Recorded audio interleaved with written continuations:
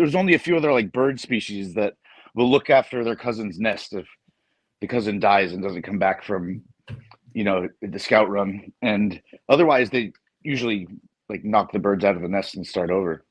That wasn't even the question. No, he was trying to define the essence of mankind. I liked where Kurt was going. Altruism. Kurt started out with Albert Schweitzer, compassion for your fellow man. Went straight to Timothy Leary about his psychedelics making him more sexual. It was greed. It was greed. And so is greed? Are greed and altruism polar opposites, or are they different parts of our brain? I don't know. We can get deeply philosophical for a second if you don't mind.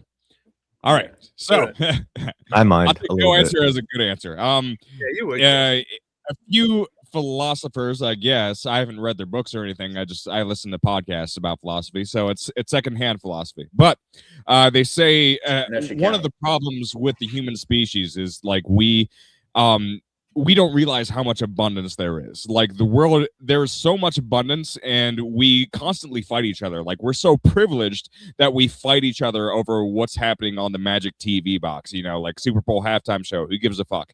At the end of the day, how meaningless is that thing? So they say, like, we have no way to come together and make a mass sacrifice like we did in years past. And that's what I think we could come together and sacrifice some. That's kind of like the perverted aspect of that has kind of been like the political realm. We make sacrifices all the time, but nobody's really happy about it. So what gave us the ability in the past that we've lost? That's an example of that. Yeah, where is our greed? What is our greed against? Like, can we be greedy against nature and take things to hoard things? That's being greedy against God, and that's the devil's work. No, not exactly. Not always. Like that can be an assumption, yes, and that can be a thing. But what is the point of garnering any wealth in a society, or what is the point? I know the cure.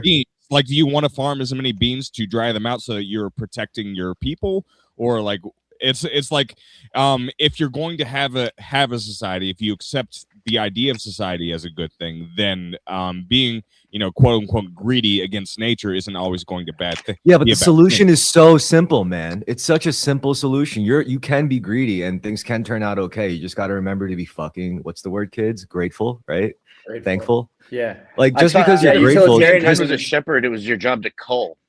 Just because you're grateful doesn't mean how the water system works, and you make sure you're the only guy left living in the city you came from of 10,000 people eventually. No. That's what happened. Yeah, Chris is right. Greed is the answer in a lot of ways to utilitarianism. It's out of greed that people do the right thing because there's a reward, a better reward. Well, I'm just saying, look, if you're just because you're grateful doesn't mean you're not allowed to have more. Doesn't mean you're not allowed to want more. In fact, when you're grateful, it's like you have more gifts. Because when you're thankful, every day becomes a gift. And that satisfies your greed because you're like, that's also like a self-fulfilling abundance, right? It's like, I don't have to be alive. I just want to be, and I am. So I'm grateful. That's like every day's a win. Right? Because it's the present time. That's why it's a present. It's great. Like, the moment. Oh my God. In this moment, I am down a desert road in the middle of Nevada desert, and I'm climbing a mountain at some point. I just got to make it to the mountain first. Birdie. What up? Sorry. What up, yo? I'm thankful for the desert. You've been posting a lot from the West Coast, out on your nature hikes and stuff. It's like you're a real ass human being or something out there in the real world. Right? Like, shit, this ain't no hanging out. This is the real world. See, I took Bo Burnham's advice where you sacrifice your interaction with the real world in lieu of creating content in the much more real digital space where content is consumed on social media, right? Or maybe that's not the point of life. This is the way, right there, right? This is the real world. Blown out tires, nowhere, anywhere around. Yeah, this is my trip through America. I'm gonna mute out though because it's pretty windy. I think you should make content just if you enjoy it. You should do it just because you enjoy it. I mean, other reasons that's fine. Like, oh, I wanna reach people. I wanna touch people.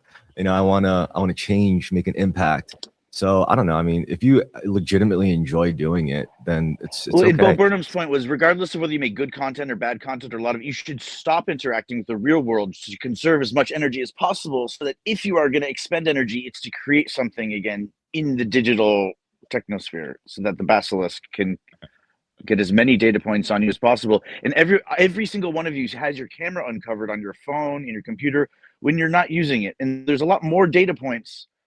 But at this point, I'm like I have mine covered, patient but it's zero with in a the tiny algorithm. little picture of my penis, so that if everyone were to like That's zoom fucking in, awesome. That's how you do it. No. I keep mine covered, actually, my phone and my computer, even when I'm not Really? using it. Thank you.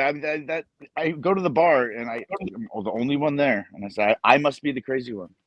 But yeah, I had that might also be like, I'm actually this episode's called Accelerationist Fatigue, and I've always been kind of an accelerationist. But the one time, because a lot of people ask me if there's anything I am concerned about technology. Kurt has asked me if I'm concerned about AI and technology at all, in the past. And you can tell I'm not usually, but I'll admit that the one time I was kind of concerned about technology, I was probably 9, 10 years old, maybe 11. And I'm in a Costco and I go into the bathroom and the urinal has an infrared sensor, which is a kind of camera aimed right at my penis as a child. in order that I don't have to like flush it for myself. And that's when I realized society was headed towards what collapse. they've been doing all these years. Okay, that's how they knew. Everyone There's a okay with that convenience. September 11th. Should I be afraid? I'm a Canadian. No. I'm not used to seeing bullet casings. Should I be afraid? No, oh my God. It's all right, man. I think so. What's the overall trajectory of the episode today, gentlemen? Are we going to just talk over each other and get 5 seconds? Or can we give people the stage for 2 minutes at a time? Or what are we, Xirtus? What do you propose? I say we defer to Kurt. I say we defer to Kurt. If you could seriously not talk for 2 minutes, I think you'd probably make money that way. I don't know but again, it's not listenable. Again, it fractures the audience's consciousness if everyone only talks for 10 seconds because they don't want to be somehow rude and actually speak in like 3 paragraphs. And like, again, like I have a New Year's resolution thing that I wrote that's like only 20 lines, but that would be absurd to take up 45 seconds. Who do I think? Look how many people are on stream, but like I'll wait till the end, No, if you want to read that, let me tell my story about Nevada first. I've been on this road that you're walking down, Neo. I know where it leads. And I've driven it actually in a car, which is the craziest thing, because I thought it would save me some time one time to avoid the major highway because it was filled with burners on their way to Burning Man. Now, what you'll find along the way are not only bullet shells, but any sign that you might look for will probably have itself shot clean through. It should be illegible. Many bullet holes. Yeah, and that's, I think, really Native Americans and just kind of Nevadans with guns. Like, this is a safe place to go aim and to take out. You don't think that's like graffiti on mailboxes? You don't think that's a way that I think it's exactly to each other? Canada, the natives, they do the same. Right? You go out to the native reserve to go firing, and you see all the signs. Oh my God, dude. I mean, okay, sorry.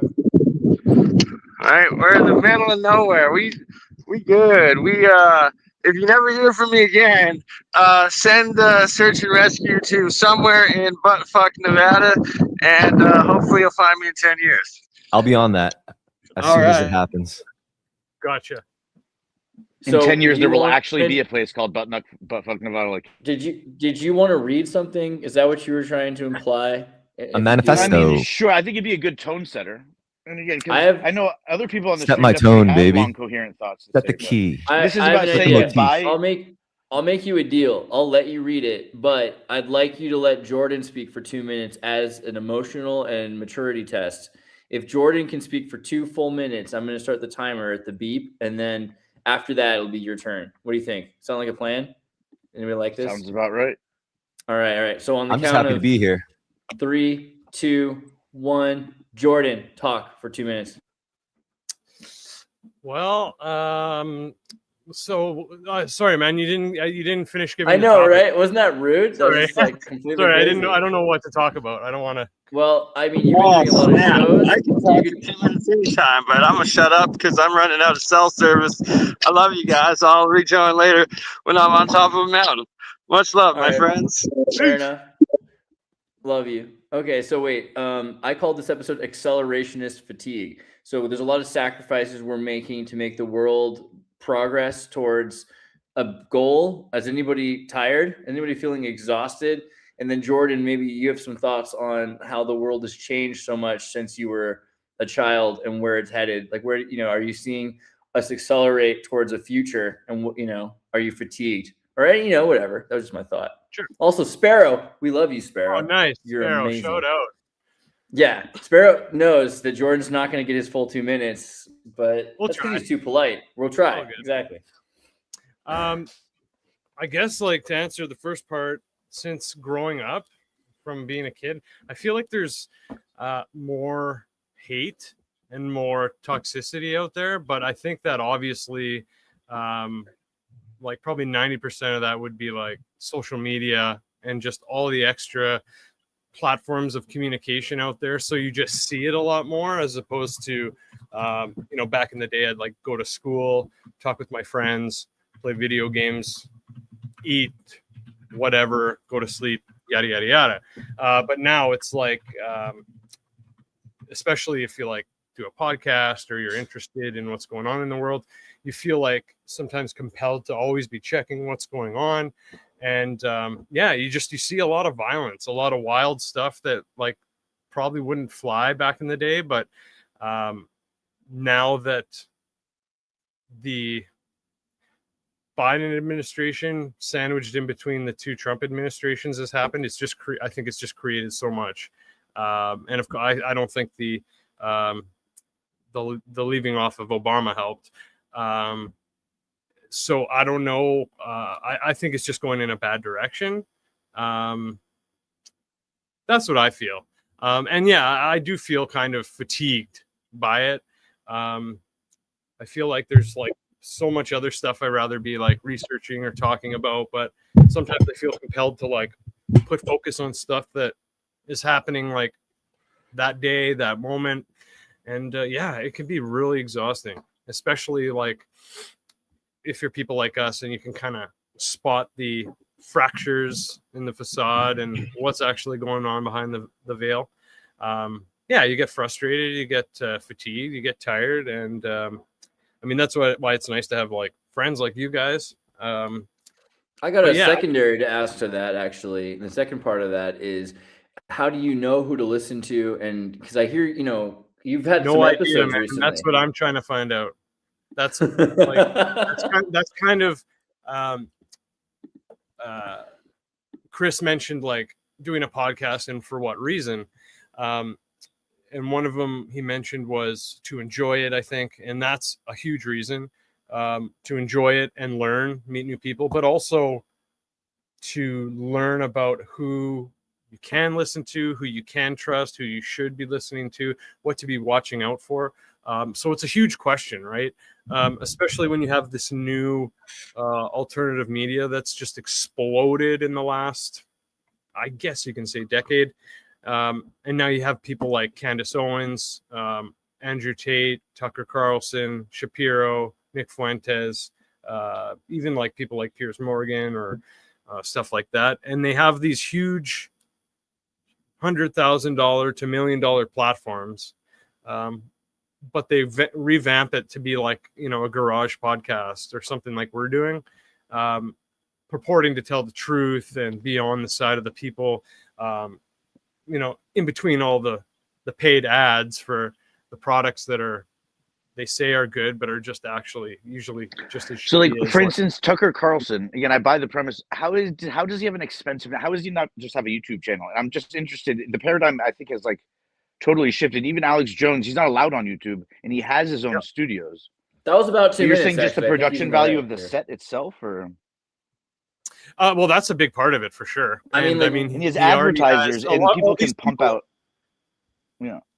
And all these people are walking into these positions, essentially leaving other big positions, like in news, for example, and they take that following with them. And I think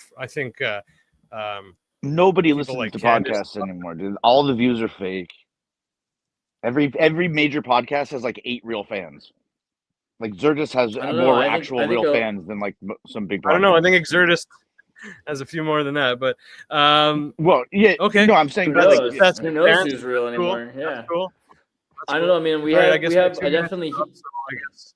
Yeah. No, I was going to ask you another part, Jordan. Actually, there's a little bit more to that. Oh, go ahead, Like, because the question I asked earlier about like who can you trust and who can you listen to, you've had some episodes recently I've been watching. You know, they've been on the Xirtus. Some people were super stoked on some of the episodes you've had. Some people were super upset about certain people. They thought like some of these guys were like whistleblowers who knew what was up. Others thought some guys were disinformation, psyop agents. You know, obviously you're down to talk to either because you can let someone reveal the truth or the lie by listening to them. But what do you think how do you feel about interacting with people that you don't know whether they're trying to lead you the right direction or if they're trying to lead you astray? I actually had this conversation last night, a little bit, and I mean, I'm still like a rookie to this, so With like yourself, when it comes to like podcasting. Sorry, you said you had the conversation last night. I just wasn't there. Was it with a group of people? no, or I was just trying to get context. no, I had a conversation with someone else. Or Or chat you guys were GPT again. There's all types of options at this point. Was it Well, flesh and blood? it's not relevant. We'll allow him Another to. human being. He doesn't have to tell us. He doesn't have to dox the person he was another- talking to. But yeah, with you were another talking human about being. this. Okay. Yeah. Sorry, what was the question now, man?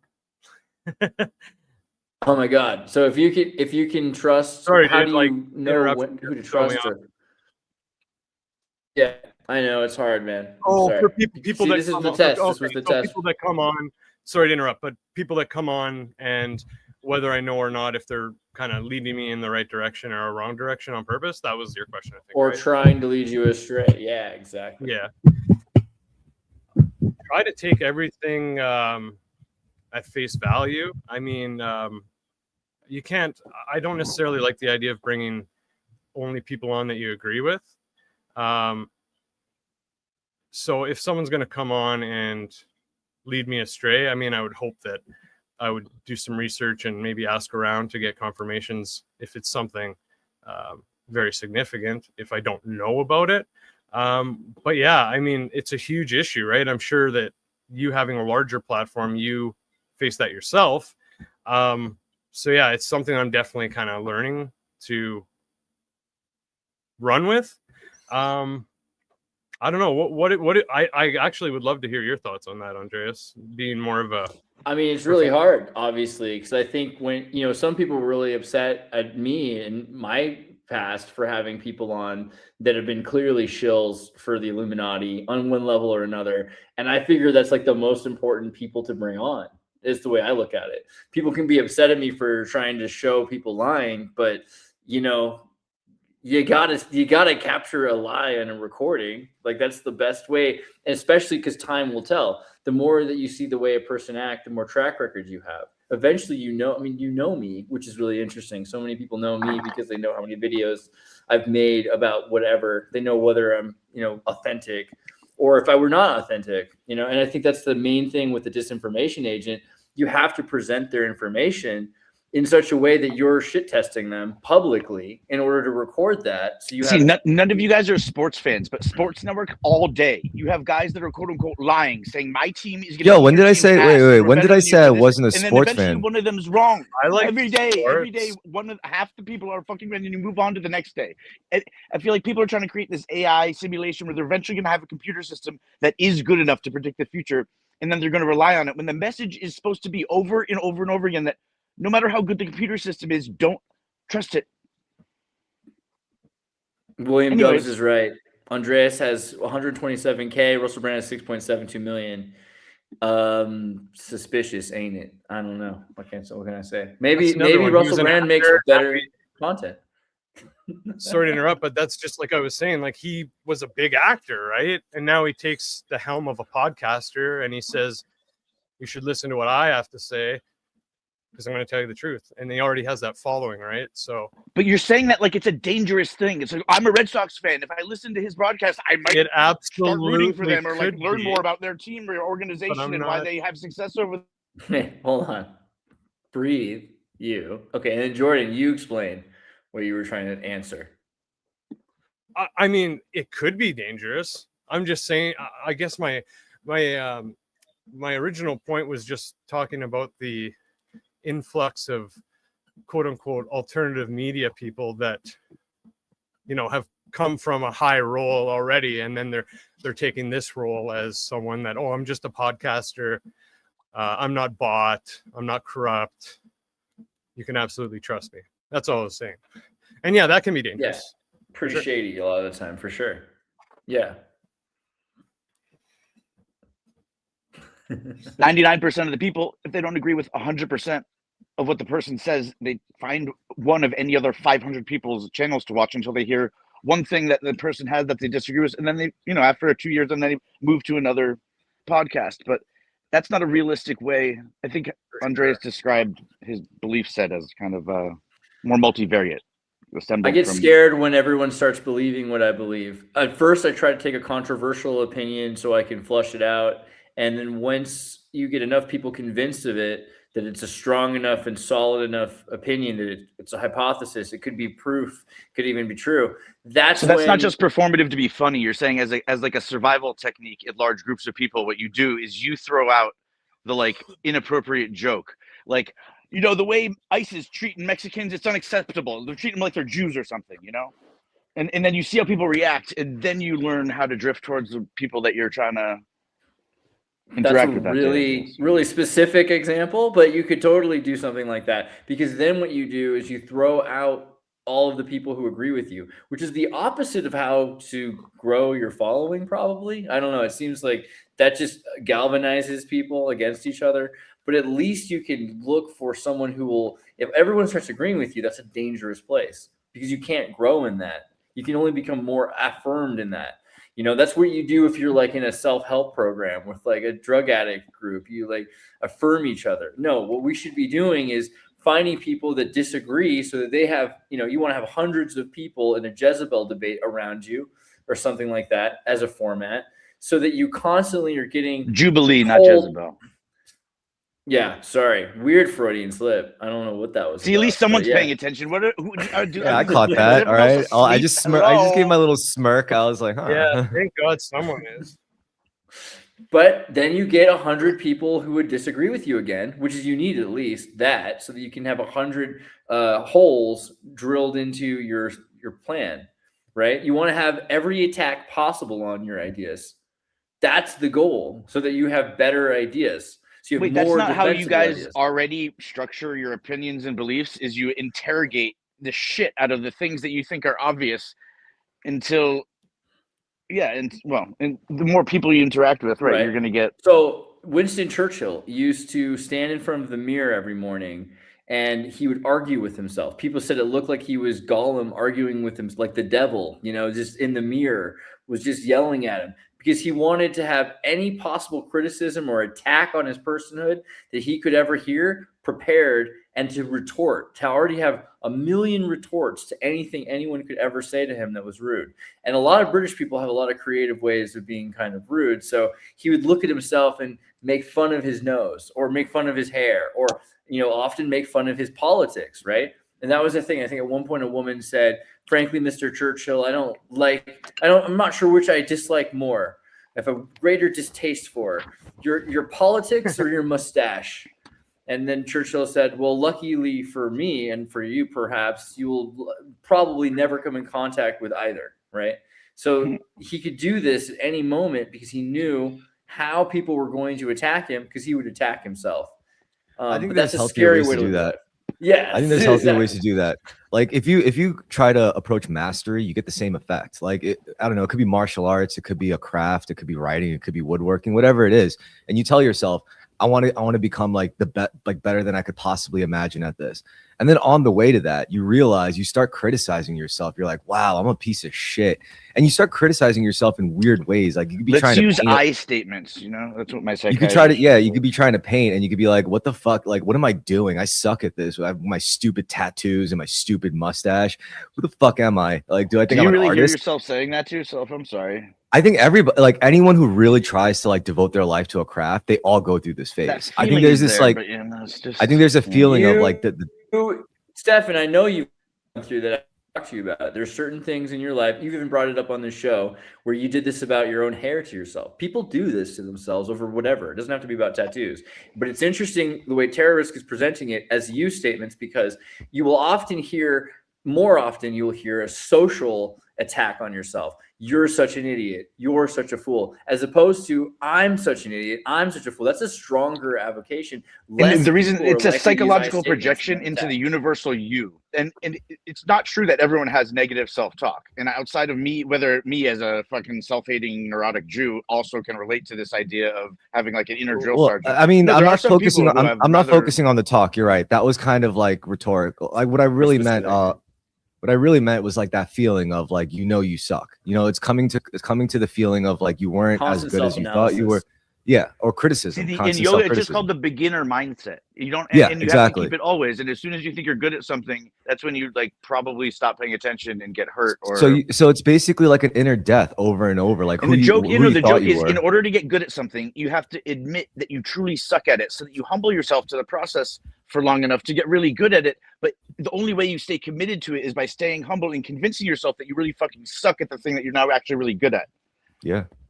It's like but I'd call that a positive feedback loop ultimately, because you're using it to get better at something. And before you know it, like, you know, this is when it gets dangerous. Like you realize you're better than most people at it. You get to that point. That's when you start having every reason to just relax, right? You're like, why the fuck do I give a shit? You can't do what I do. And then you start having less and less reasons to prove to others. So then what's left? You. No, I'm just kidding. Sorry, I mean like me. I. But there's a value. Hear what I said earlier. When you say you, it's probably because someone projected it into you. When you say I, it's very rare when you have a negative I statement. They exist. Well, all right. But I just don't want to make it about me. But in my personal experience with, say, martial arts, I've been doing it for a fuck long time. And then, you know, I went through that shit all the time over and over again, where I was like, damn, I'm pretty good at this. And then like I go back to doing something really simple and I'll fuck it up. And I'm like, wow, I fucking suck. You know, and like that's my personal iteration of this experience. Same with music. You know, like there were many points throughout like me like doing music for 17 years. I'm like, wow, I'm getting pretty good at this. And then it's like, wow, I really actually fucking suck. Like my shit's like when I try to play something out in a venue setting as opposed to just like my home speaker system. You know, like moments like that, that's kind of like an inner death in a way, so that the better you can be reborn, at least as the musician or the martial artist or just a human. I like it. I think that was 48 seconds, and so you 2 slaps on the back of your left wrist and 1 on the back of the right wrist. And again, how dare you take up that amount of time? Because it's not like Andreas brings you on all the time, because people actually are interested in hearing about who you are. And again, it's like relatable, but you're actually doing the thing that everyone should be doing, which is podcasting from their headquarters and just like recording their conversations with their friends, either as like a way. Because if everyone does it, then otherwise they're just tracking the podcasters. Like they had like separate divisions of Crime Stoppers for the rappers and the hip hop industry, but like, or like 3 Star Treks at the same time. Yeah. Like if everyone's live casting all the time, they're in the barbershops. Sometimes 3 or 4 of the guys will have a little suction cup, and there's someone in their family up, and they're just always hanging out with someone, oftentimes overseas. But there's no reason to be alone just because you're working or not connected. Kurt, do you suck? What do you think? Are you able to say you suck or I suck to yourself, and which one would you say? I would say that you suck, Andreas. Thank you. Yeah, just kidding. Skills. Chicks dig a dude that has skills, right? If you got skills, one thing I would say is that, yeah, sometimes it's like going back in time and you're like, oh, I don't have this skill, but I do have this skill. You know, it's like, it's there. It's with you. It's a part of you. I will say it's like if you view life as if you're like going down just like a water slide and everything's just like going really fast, but it's like the water slide itself is like kind of the experience, right? So no, holding hands is the experience with you guys. Well, for me, while practice while is we're the all goal, going down. and it's Yeah, the I always do. experience of growth. I can never make my full point, and Sorry, you were asking. You asked the You asked question. a question. Oh, it was a rhetorical question, or it was a Socratic. Yeah, I got you. Okay, fine. My bad. yeah, I'll raise my if I hand make next my time. full points. I'll be done in about 2 or 3 hours. So, my little anecdote is like if I play an instrument for like a musical instrument, sometimes you do regress, but also there's still like the fire's still there, you know what I mean? Like it's easy to find the pathways. It's like you have to like unlock your memories because they were just like dormant for a while. So like you can spend so many hours and those hours make an impression on you, but the reality of life is that the reality around you is constantly changing. So it's like you have to have a cross reference. Yeah, you have to have a reference point to be able to retrieve those lost memories. And so it's like the skills you have, I don't think they're ever truly gone. But like we also live in a hyper competitive culture where like there's musicians say, oh, in order to be a valid or good musician, you have to practice 5 hours a day. And like I think that's totally crap. No, you don't. You have to find a way of incorporating your life experiences into your artwork, and then the practice doesn't matter as much so long as you're like doing a good job of doing the first thing. That's the best anecdote I have. So I never think you truly lose a skill over time. It's just, well, the reality around you is changing, and what are you trying to focus on? And there is no right answer, I believe, for because you know people are individuals. You're a soul, whatever. But obviously, I'm going to respect someone like Chris. He says, "Well, I'm going to dedicate 5 hours of my time to this. I'm not going to shit on that." Oh, come on! I'm just a fucking asshole like everyone else, man. Like no, like the guy walking. You just need to get advice about who to listen to, and then trust everything that they say. Exactly. That's the true path. Good. True path to enlightenment. We're on the same page. And again, okay. As long as the sheeple stay the sheeple and no one wakes up, then like, you just lay low for siesta, fiesta. It's a simple system. It doesn't have to be this like 5 degrees of terrorist threat network or whatever.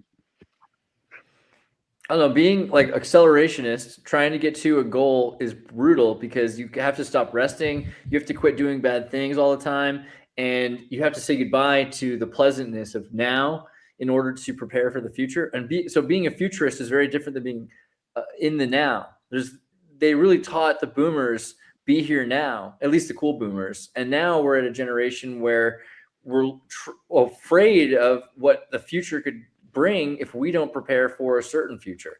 If you have a decennial future that you're leading towards, you know what's going to happen if you spend every day studying to be a samurai. You're probably going to be a samurai.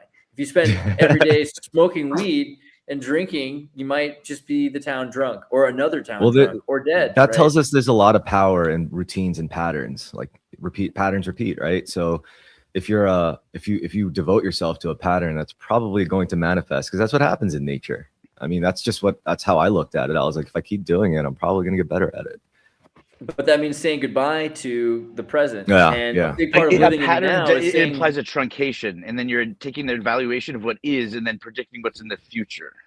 And so as if you were going to be stuck, Teresk, in any moment, or Xirtus, in any moment, and you had a choice of what that moment would be, and then the joke is we are all always in the present moment because you can't really ever be anywhere else. And how it would suck to get stuck in any other specific moment.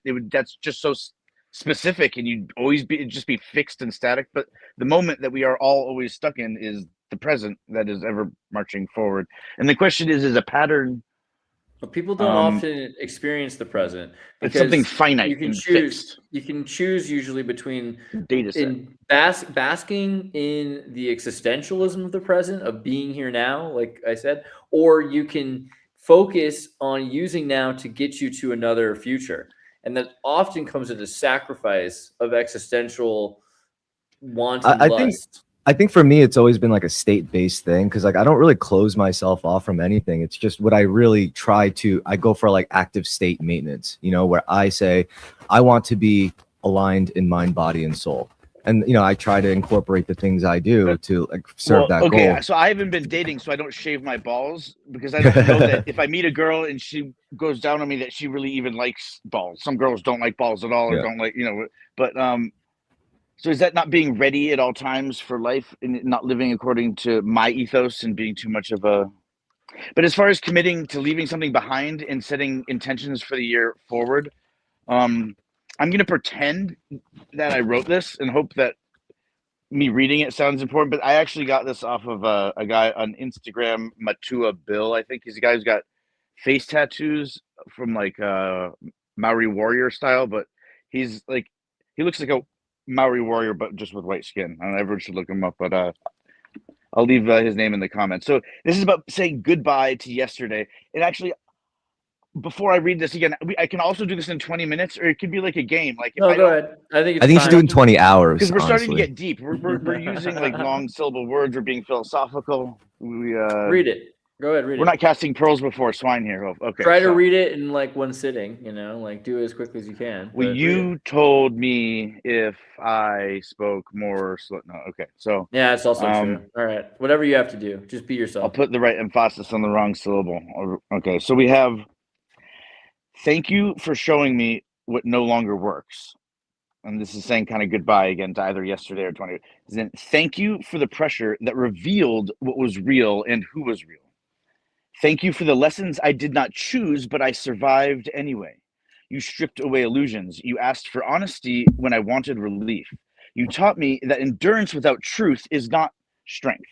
I realized that the weight that I was never meant to carry alone, and I forgave myself for how long my survival has been taking me. I honor the version of myself that stayed when leaving felt easier, and I welcome tomorrow in 2026. And this is what I welcome, is that I enter you 2026 without pretending. I choose steadiness over urgencies. I choose alignment over approval. I move at the speed of safety. I trust small steps done consistently. I allow support without shame. This year, I build from truth. I protect my energy, my body, and my time. I let clarity lead instead of fear. I do not rush becoming because I am already fucking right here. Motherfuckers. Wow. That's some Randy Savage at the end there. I didn't see coming. That was pretty good. Which reminded me of another thing. What did you say just before this? I was just thinking about that. Oh yeah, queer eye for the straight guy because you want to shave your balls all the time, dude. Our whole generation is a victim of anyone's mother raped you, and so technically you are a motherfucker. Again, women, I think, especially in institutions, 9 times out of 10 are the ones who. But so again, when the word motherfucker, I just like to make sure I'm, when someone says, "Oh, it's like girls dig this, that," 20-30% of the audience is now going, "Oh, everything's about." I think Schweinbach. Everything's about pussy now. Is that what you're saying?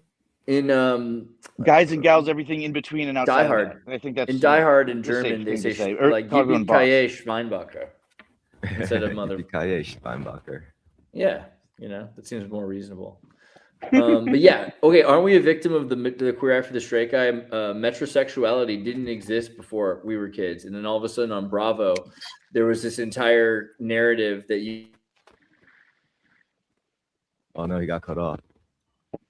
I agree with him. Really he's basically saying we're an abused generation, and I agree with that. We are an abused generation, every single one of us. To say you're not abused in this generation is being in denial, for sure. I was definitely abused from the shit I've seen that I didn't mean to see. Yeah, who tells saying it's about men's rights is missing the point. Say what? Again, so saying it's about men's rights is missing the point. And I've drawn these parallels in podcasts past, but I feel like, again, this is like a multi-layer shtick, and I just kind of rather hear what Kurt has to say. I'll remember this joke. Kurt, and I'll tell this like 2 more times over the next 5 years if he keeps having me on. So I'm not gonna. Did you watch Queer Eye for the Straight Guy?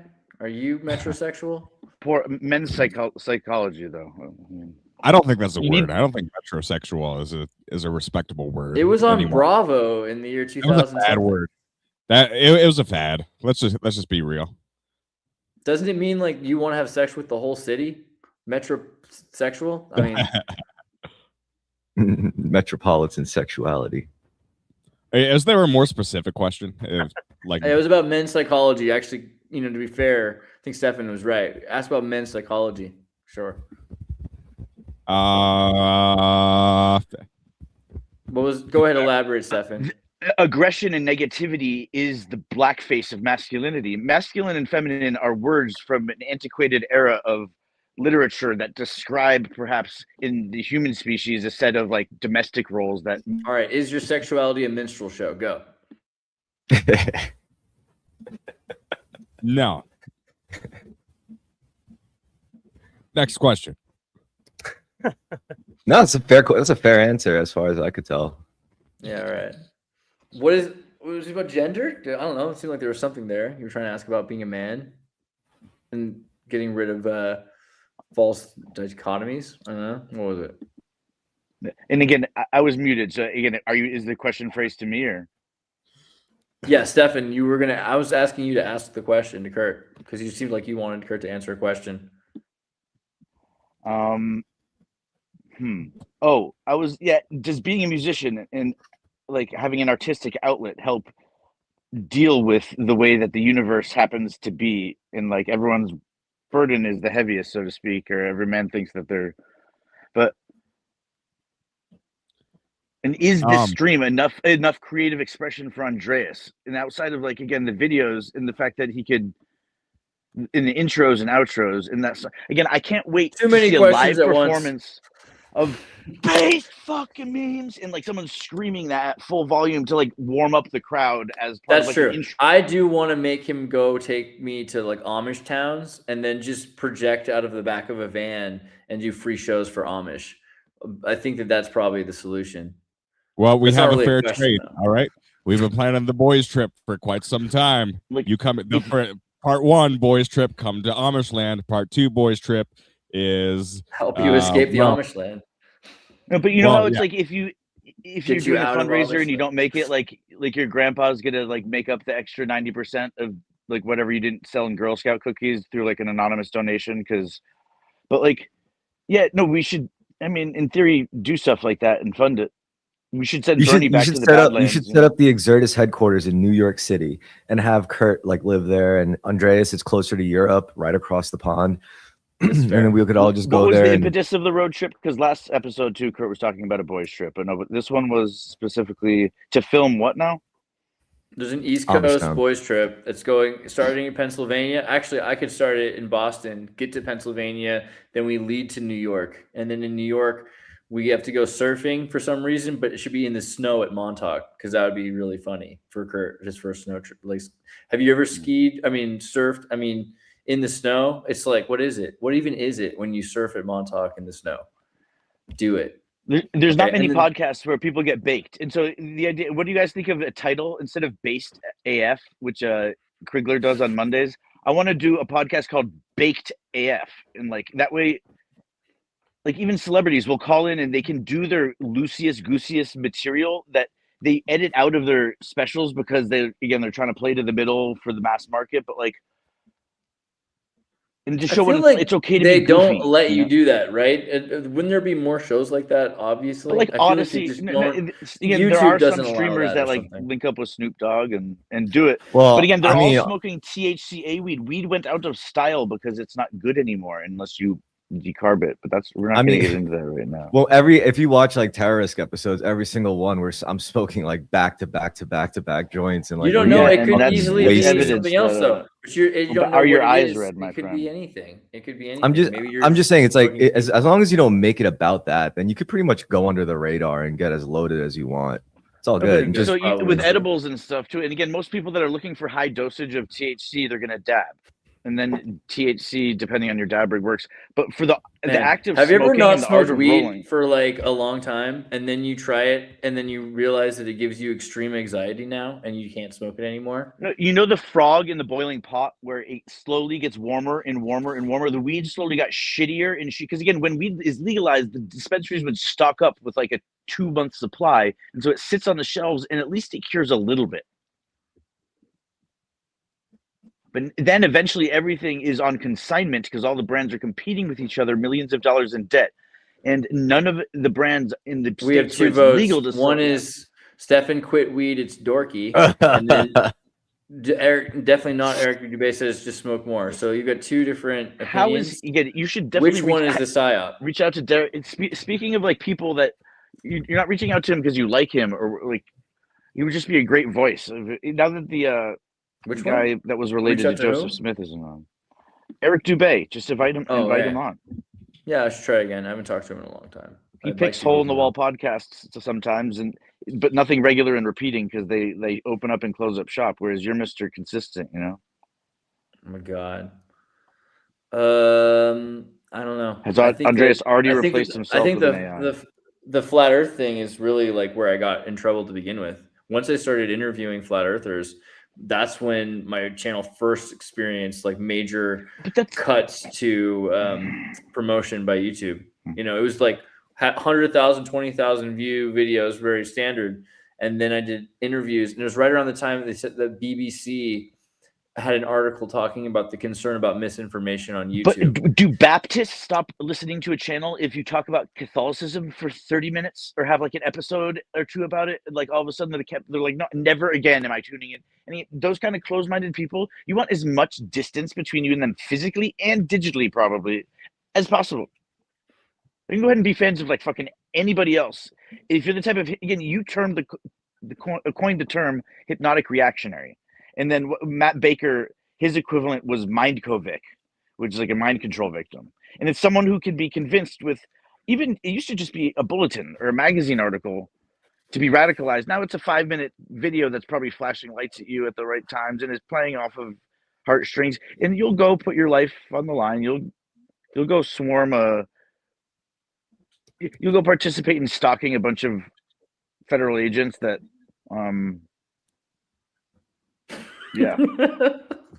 Right? In Minnesota. And that's why Andreas isn't there right now. Otherwise, he'd be in the back of a series of vans being like given medicine. So he only remembers the last 6 hours, which is the current mission he's having, like stalking the current, whether it's in defense of, and he's like setting up the simulation on both sides in the hopes that like, no, I don't know.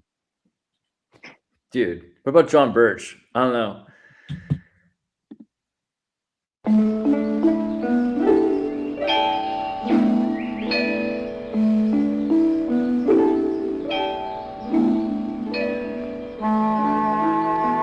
This is that vast region of China that lies between two great rivers, the Yangtze and Wangho. It was here on the Lunghai Railway that the final scenes of a most extraordinary story were enacted.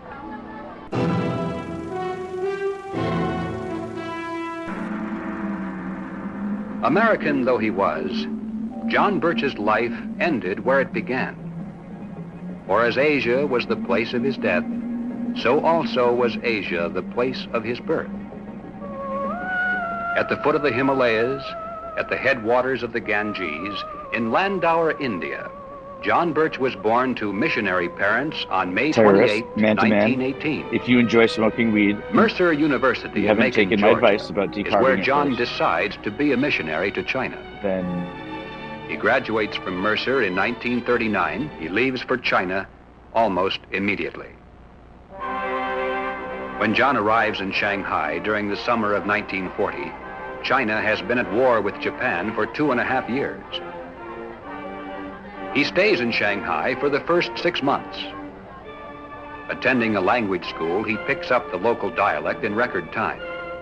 In fact, by early 1941, he masters the difficult native language well enough to be sent to Hangzhou, where he teaches at a Chinese school for boys, conducts religious services, and works with Chinese ministers in many small churches throughout a wide area.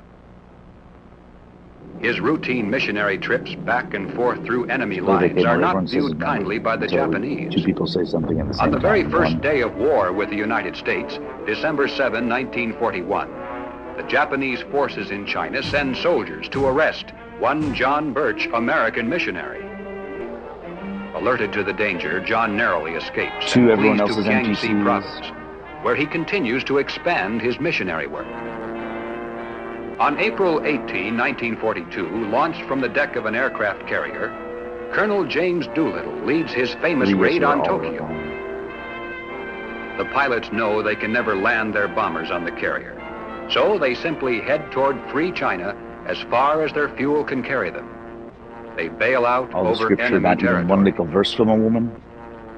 Meanwhile, John's missionary activity has brought him once again deep into the Japanese-held sector, and the next night finds him inconspicuously seated at a small cafe in Zhejiang province. A stranger approaches and whispers, "If you are an American, please follow me."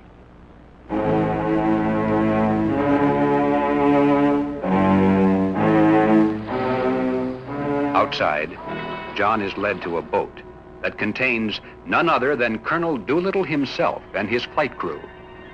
They tell John that they're desperately in need of a translator and help in getting through Japanese lines.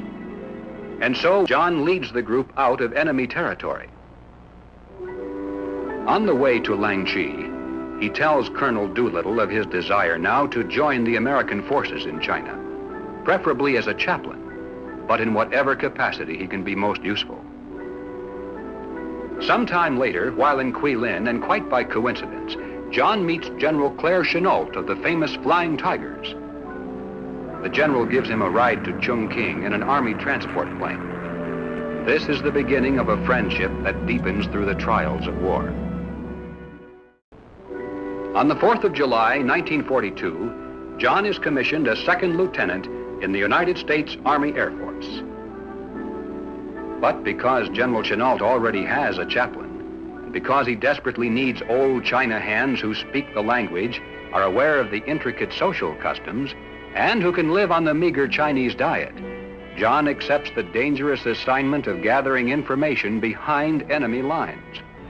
Using cloth panels on the ground to pinpoint enemy targets, and personally directing the bombing runs by radio, John quickly becomes almost a legendary figure known to all as the eyes of the 14th Air Force. From sites overlooking the Yangtze River, John and his crew are able to maintain such a surveillance that the Japanese are unable to move a single ship on the river without the Air Force knowing it. When Air Force pilots have repeated difficulty in finding a particular munition dump, John filters back through enemy lines to a friendly airfield, and then, riding in the nose of the lead bomber, he personally pinpoints the target for the bombardier. The dump is completely destroyed. John undertakes the seemingly impossible task of building 2 emergency airfields. His sincere friendship for the Chinese and devotion to their cause is so unmistakable that literally thousands of coolies labor by the most primitive methods to build his airstrips. These valuable fields deep in enemy territory do not cost the U.S. Air Force one single penny. In a moment of meditation, he writes to his parents, "I am growing in the ability to handle men in the achievement of difficult tasks. So these years of violence are not entirely wasted." In September of 1944, for exceptionally meritorious conduct in performance of outstanding service, General Claire Chennault proudly pins the Legion of Merit on Captain John Birch. The end of war did not by any means clear up the problems in China. 3 million Japanese were now virtually stranded in that vast land they had entered 8 years earlier as conquerors. The resulting chaos demanded that many difficult missions be undertaken to unscramble the confusion.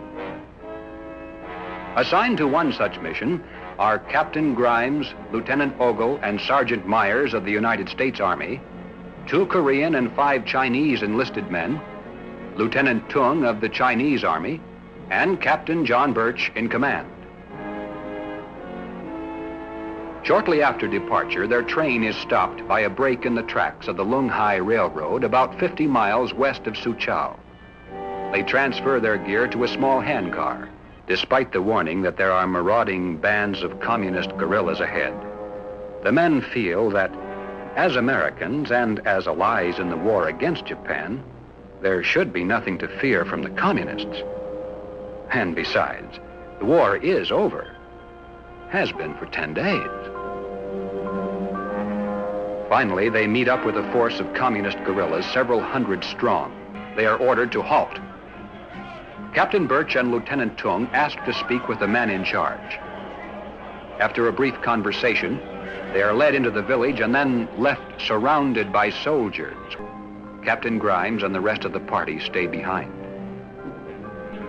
Lieutenant Tung overhears several of the communist soldiers and warns Captain Birch that his life may be in danger if they stay. John replies, "It doesn't make much difference what happens to me, but it is of utmost importance that my country learn now whether these people are friend or foe." Friend or foe? The answer is quick in coming. Disarm that man. Captain Birch demands to know by what authority an American officer is being disarmed. Wait, if he is to be disarmed, let me do it. No, shoot him first.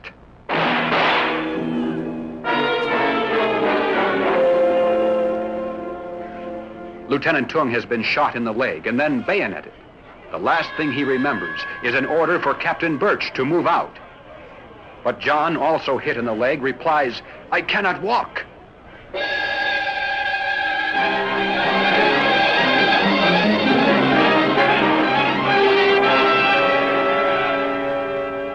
Friend or foe?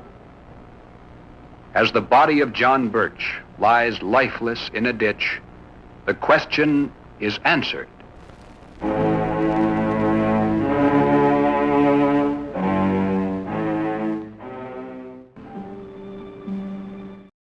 You know what I mean? So, John Birch, bro. Sus. And very interesting. It's like, reminds me of like... What a Family Guy cutaway that was. Yeah, it's like a fairy tale of John Smith or something like that. It's pretty funny. I mean, yeah, it's kind of a weird reality.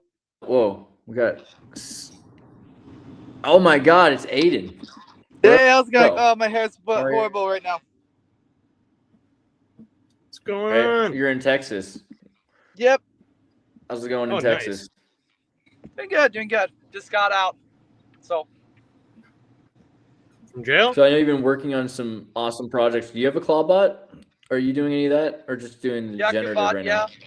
now? Wait. We can show that right now. Yeah.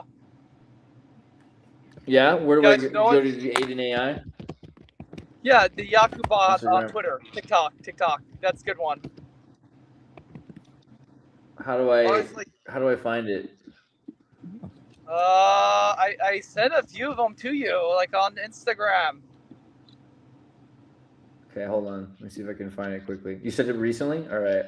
Yeah. Okay. What's going on, Aiden? I'm Jordan. Jordan, how's it going? It's been going good. I've been shooting constant late hours doing this shit, like just grinding now, like epic grinding. At work? Oh, No, it's good. Clawbot. I Yo, mean, same here. I'm losing sleep over this shit, man. Like, Wait. Put the, yeah. But you have to put the sound on to make it funnier. I'll work on it. 1 second. Here we go.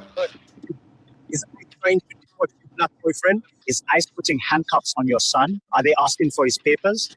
I am Uncle Hassan. ICE has harassed me too. They follow me into an alleyway and make fun of my bulbous head. Fear not, for I have solution, a Somalian solution. Yakub laser. Yakub lasers melt for ICE agents and their Filipino wives. Yakub lasers will make the Asian women fly? What endearing Somalian engineering you have, Uncle Hassan. Yakub laser will make all of the Asian women fly by kilowatt-powered Hi, me and my son Jaden need personal lasers to fend ourselves away from ICE. Yakub lasers saved our community. Yakub lasers is the future of Somalia resistance. And BBW protection is ICE trying to... Is this with Sora, or how are you making this? Did you make this on your own system, or did you use Sora? I never use Sora. Don't use Sora unless if it's This like is your own something like local? Emily Eustace is doing. Don't use Sora. Are you depressed parent? Your children can't read. Mine can't neither. Hi, I am Uncle Hassan. My child has autism and dyslexia. My child came home crying every day. White school teachers were too stupid to help him. Fear not. With Somalian doctors I invented with Yakubot, my children could learn. Yakubot was built by Somali hands and funded by Qatar. Yakubot runs on HATS, BDBW, biofuel, Captagon pellets feeding an FMP.2 GPU NVIDIA processor. Somalia created, engineered, children do good learning. Kids learn to read in 10 weeks or money back.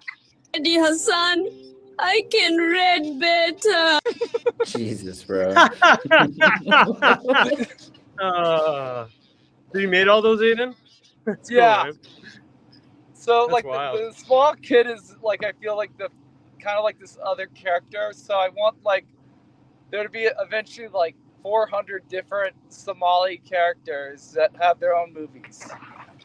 Like My God. they're like all eventually every single one of them will like it would be like a Rick and Morty universe of like Yakub's like Somalians and like I have Ilan Omar eventually will be an octopus.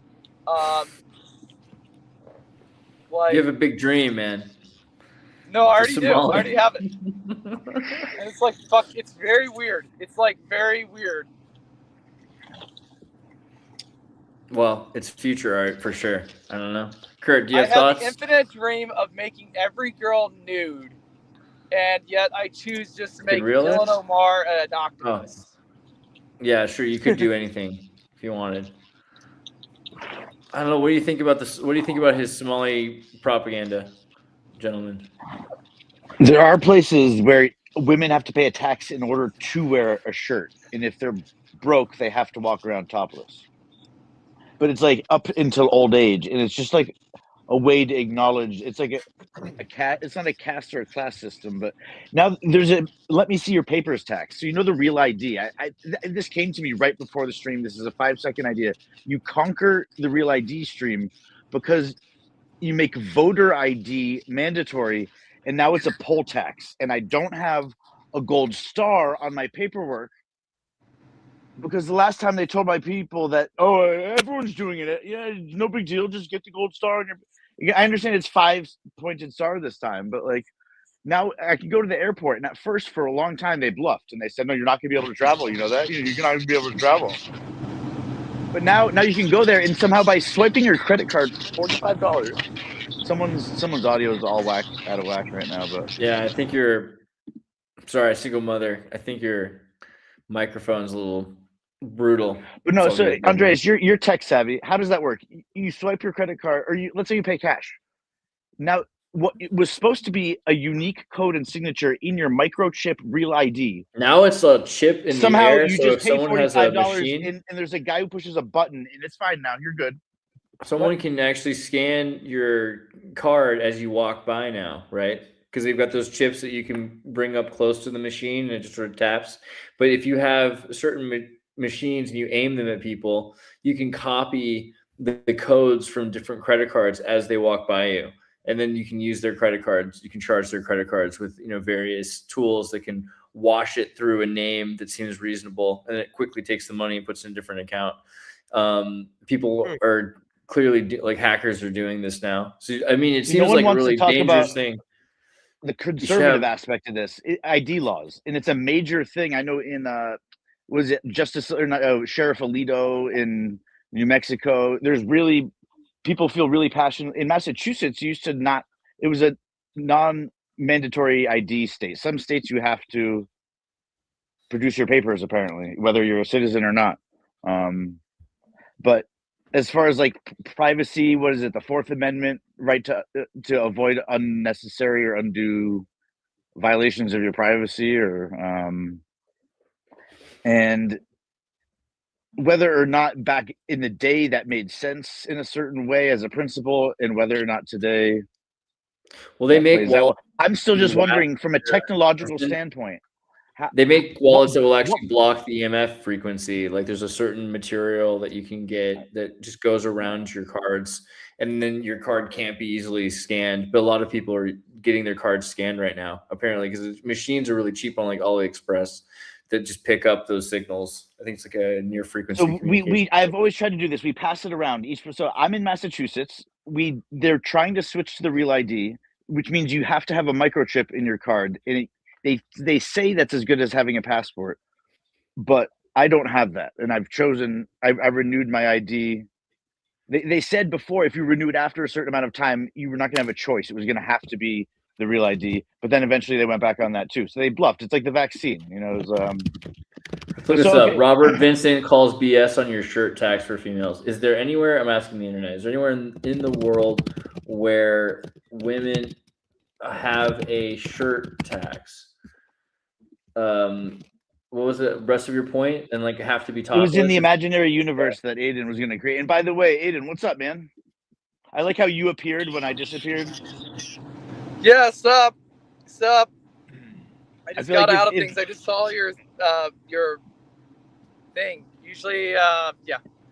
Your facial structure is somewhere between mine and my father's, which is interesting because me and him don't look all that much alike. But like, if there was some other alternate lineage or something, again, tell mom I say hi. When redheads see each other out west in America, they say, "Tell mom I say hi." But yeah. In Switzerland, apparently there was a gender-based tariff tax where women's clothes faced a higher customs duty than men's, and had a real effect on the retail pricing. Not exactly the same as like being forced not to wear women's clothes if you're a woman. No. I was talking about gentlemen's clubs. Where it's like you pay membership to like be there, but some people are paying membership to work there, and if you're working there, then you have to have your tits. No, again, that's not. I thought this was something I heard I saw it on the TV actually. Hey, this is some sandstorm stuff going on here still. What it was, there was an influencer, and I asked everyone else, and they all said that guy was like a really trustworthy source, and I believed that. I don't know that movie, Tremors. Real. I tell you, I'm out here about to get eaten by one. No, I'm just kidding. But if I were to fake my death in a Nevada desert, it would happen on the live stream, right? So if I disappear and show up dead, just know I'm still alive. All right. Fair enough. All right. My God. Chris, save me. With what? What do you want to? I don't know. I just think it's a hot potato. All right. So with Aiden's AI content, I think it's really. I mean, it's probably the smartest route you could take when you're trying to, I don't know, make some kind of significant platform on social media driven by AI generated content. Basically, just funny shit. Because like a lot of my friends would basically they would readily make fun of like AI quote unquote slop. They'd be like, that's not real music, that's not real editing, those aren't real movies, whatever, just this typical the criticism loops. But then eventually they'll just be like, but those at the same time, like they'll love the hilarious ones where they show like Jeffrey Epstein, like basically a side reel of him traveling across the world and getting into all sorts of like shit like that. And like people just eat that shit up. They like the funny shit. It's like they can't take the real stuff seriously that artists would wish you would take seriously. No, but they love the funny shit, like Yakub with his big brain talking about like white people lasers. Like that's the shit that people just fucking it's on the right side of the uncanny valley, because if it's too real, then people. I mean, I feel like we're a couple years away. Anyone born within the last 3 years, by the time they're 10, there will be no. All children will know that looking at some video doesn't mean it happened, right? I think a lot of people today, you show this to people that are 40, 50 years old, they still believe the moon landing. They're still going to believe the Yakub video more than anyone else. There's it's crazy when you go on Facebook, how many boomers still see the most obviously fake AI videos or photos and believe that they're true. But I don't think anyone will take anything to be real anymore. Ironically enough, this is probably going to drive people to trust cartoons more, because they're going to be like, at least we know that cartoons were made with the intent of presenting itself as this is not real. This is just a cartoon or animation or whatever. So people will be more at least like inclined, I think, to go to those sources of entertainment and be like, well, at least we know this isn't like AI pretending to be real. This is, even if it is AI generated animation, you know? Well, did you guys hear that Jason Vanderbeek or whatever, James Vanderbeek, the Dawson's Creek actor, just died? Dawson's Creek? He died? Yeah. Really? Yeah. Was that No. drugs or accident? Bro, no. I don't know. I just saw. Check it out. Very recent. It's very... Colorectal cancer. That's bummer. Yeah. 48. Yeah, that's garbage, crazy, man. What is this? The frickin' 40s or 50s? Yeah, it's weird. I mean, like, it's been a lot of weird celebrity deaths recently. It always feels like they're preparing. When a bunch of celebrities die, it feels like they're preparing for a super vampire storm. You know, some kind of high energy. I don't know. That seems weird. The last person who died a week ago was the Schitt's Creek and Beetlejuice mother, right? Catherine O'Hara. Canadian. Yeah. Catherine O'Hara. She's a legend, man. She's actually a legend in comedy, especially Canadian comedy. But SCTV, Schitt's Creek, Home Alone, Beetlejuice, like you said, she did quite a bit. Yeah. I wonder about the deaths of these people, like, because it just seems so, like, there's got to be something that happens right before this, like some energy shift in the universe. All of a sudden, something is about to happen in the Ukraine, or, yeah, exactly. Right. Something weird. I wonder why these people of all the Expendables.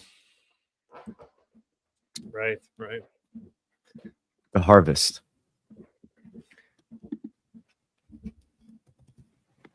Hey. Is Vega there? Oh, Vega. Sorry, I didn't see you in the back there. How's it going? Yo. Peekaboo. All right. See, Andre, see the background behind me? We discussed this before the stream. I'm now blending in. I've got like a bunch of weed-themed outfits. I got the pants that match the top of weed leaves. And see, I blend in. So, in the movie Grandma's Boy, the guy who wears the trench coat, he sits there and he's up against the wall. And he goes, how can they see me? Because in the game, that cloak gives him like invisibility. And he like was putting himself in the mindset of the main character of the game. And, how can they see me? Right? I should blend in. I mean, but in 5 minutes, again, I've got like 4 or 5 weed-themed outfits because it's my goal to create third spaces in the community. Whether there's a carve-out in the Massachusetts statute now specifically designed for places that says like yoga studios to host social consumption of marijuana. And so it's like a cigar club, and you pay a membership to get in. And as long as you're not drunk, there's probably elders and people playing music there. And it's a community space where you're not going to get kicked out for just smoking weed all day. I mean, I feel like California did that. And at a certain point, it felt like it went through the culture, It was for a while a lot of people's identity politics, but as people make their politics their identity. And I think with marijuana, it was similar because it could either be you can save the world with this, or it's medicine, so it's going to save people's lives with this. And it is until it isn't. You understand how much of a sour mix it becomes if what used to be flowing in the streets was awesome weed that was good for and had, again, a specific measurable medicinal effect. And now that it's legalized, there's pounds and pounds of it everywhere, and the average grower is priced out of the whole thing, and everyone's in debt selling things on consignment. It's all raw weed. And it is kind of weird how, because it's supposed to be the healing of the healing of the nations and of mankind. Meaning, not only does it, like, I haven't had stomach ulcers for the last like 3 or 4 months now that I finally figured this out. And what's that thing? What you wearing there? Whoa, that's a bolo tie. I thought so. It's like my grandpa. That's awesome. Tiger's eye. Very sweet. Legit. I couldn't wear my plates on the plane, so I figured I needed some kind of metaphysical protection. And you just got back to California? I'm still here. I mean, Nice. no, I'm definitely in Kentucky. All of my social media says that I'm there, so that's where I am. Oh, I'm sorry. Yes, I'm sure you are. And it looks so lifelike on the moon there in Kentucky. Yo, that's a sick hoodie, bro. Holy shit. It's so clean. Bro, I got the fucking matching sweats too, dog. Oh man, that's fucking that's baller. It's very TikTok. shiesty. What is that? Glock? Yes, sir. Like the brand? Yeah, Yeah. I believe they're most well known for brokering horse semen. Oh, That's a a joke. lot of money in They that. are in that business, but yeah, yes, it is a Glock, the Austrian firearms company sweatsuit. It's dope. Gotcha. So you know, there's a separate market for dressage semen, horse semen versus racehorse semen. You know, There would have to be. Yeah. and then also for the steeplechase. And people too. They do that for people. Like different folks, Siemens have different value on the market, on the old semen market. Is that true? I didn't realize. I just made it up. I don't know. It just sounded right. Like I mean, basically, isn't that the why, they don't care how pretty a model is as long as she's a certain height. It's like a certain kind of gene selectivity that they're doing. You've heard that comment, oh, they've got the good hair. There was a line in a movie recently with, I think, Adrian Brody. It was the one about the that like predicted the train crash in Ohio where like this giant black plume. But somewhere in the movie, someone's daughter was dark skinned but had like red curly hair, and someone was following them around trying to explain who this family was and how they're related. And she has important hair. It is like somehow right now it's an anomaly. And in agriculture, you create a clone army and you cut down the previous, whether it be diversified or Black woman hair. Love it. I love mankind, my black woman hair. I love part of our hair. ability. I part of love our my ability to black conquer. woman hair. I love my hair. It's the greatest. holy shit. I love my hair. Guys, I want everyone to look up Sesame Street's I love my hair skit. Sesame Street, I love my hair. Nice. Go look at that up on Google. You're saying right that now. wasn't improvised? That was a Jim Henson classic right there? Oh my god. No, there is a Jim Henson classic though on black woman hair on Sesame Street. No shiz, I believe that. Look it up. Sorry, Andreas. I'm doing Now, it. when in The Wiz, where Michael Jackson played the Scarecrow, was that blackface or whiteface, or was it like a reverse? It's minstrel. That's what you call it. Maybe. Is this real? Oh my god. They really did this.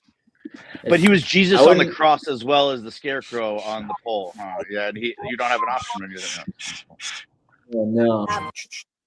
It's brown and it's right up there. We're gonna get in trouble for this, but I'm gonna let That's right. My hair. I really love my hair. Me too, girl. Me too. Look, we're only going to get in trouble if you keep touching yourself while you watch this stuff. You know what this reminds me of? Did you hear what's her name? That sit in an afro. Let it sit in an afro, or my hairs look so good in a cornrow. It's called a Jewfro, and up until the 1940s, Jews were generally perceived as dark-skinned and poor, and now that after World War II, somehow we're perceived as like the stereotypical Jew is white somehow. They got cold. You ever hear the? No, it was Kanye West again. Daughter How song? many black people did you see? White Jews are redheads. In In the 1890s, you had a lot of redhead Jews that were in New York. In all the concentration camps, how many people did you see with a skin a shade darker than white? Gene Wilder, for instance, right? Even Mel Blanc,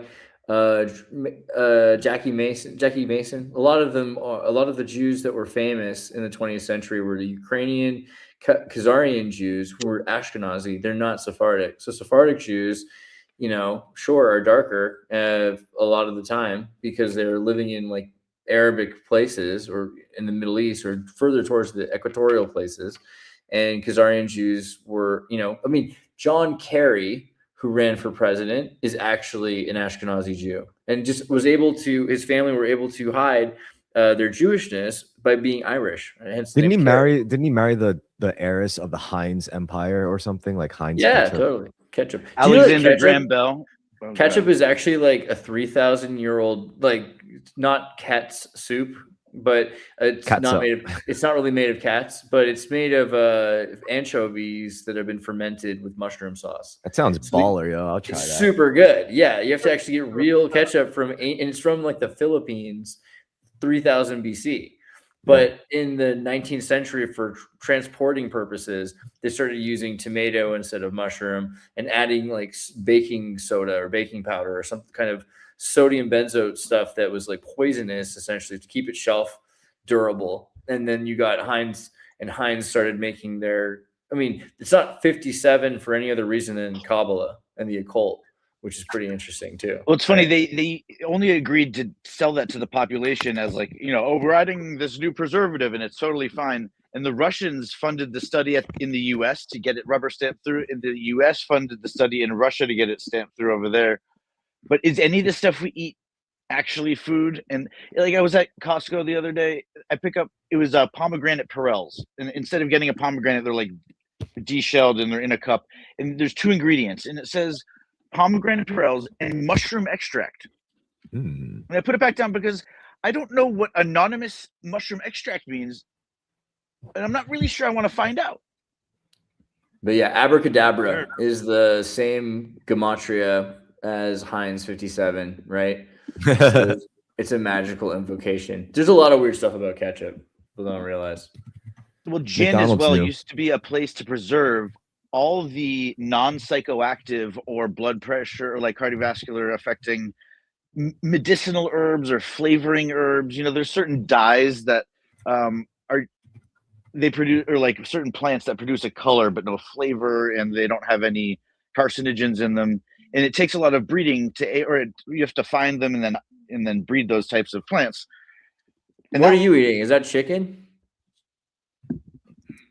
Shawarma. Pork chops today. My man. Pork chops. Nice. Straight from the foil. Look at that. Look at those sirloin steaks this boy's got right there. It's not my favorite time of year because normally you can put these on the smoker and that would turn out absolutely delicious. But what can you do? You can't always slow roast things at 250 delicious degrees. You got to get them in air fryer. Air fryers are lit. Yeah. Just got one. I'm thinking about getting one and getting rid of a microwave. Yes, do it. I think not having a kitchen and only having Japanese appliances is the way to go. Or Maybe. Chinese now, I guess, but you know my point. Yeah. I like the idea of a meal staging area in the home, though. You know, I like that mycelial network home where you've got things everywhere, kind of like the Matrix, and you pull out, you know, like, because you can put your air fryer in your bathroom and put your bathroom in your closet and put your shower in a different room. Like, if it's all modular, you could just move things around wherever you want. There's no reason why anything has to be bolted to the wall anymore. Well, no, and if you have a pressure cooker and you want it to get hotter, just fill it with oil and knock off the pressure valve. That's the emergency release, and then just put it on the highest temperature setting. Please don't do that. Thank you. Well, the thing is, people circulate circulate videos like that in areas where and they put like foreign text on there, and so it's just an image.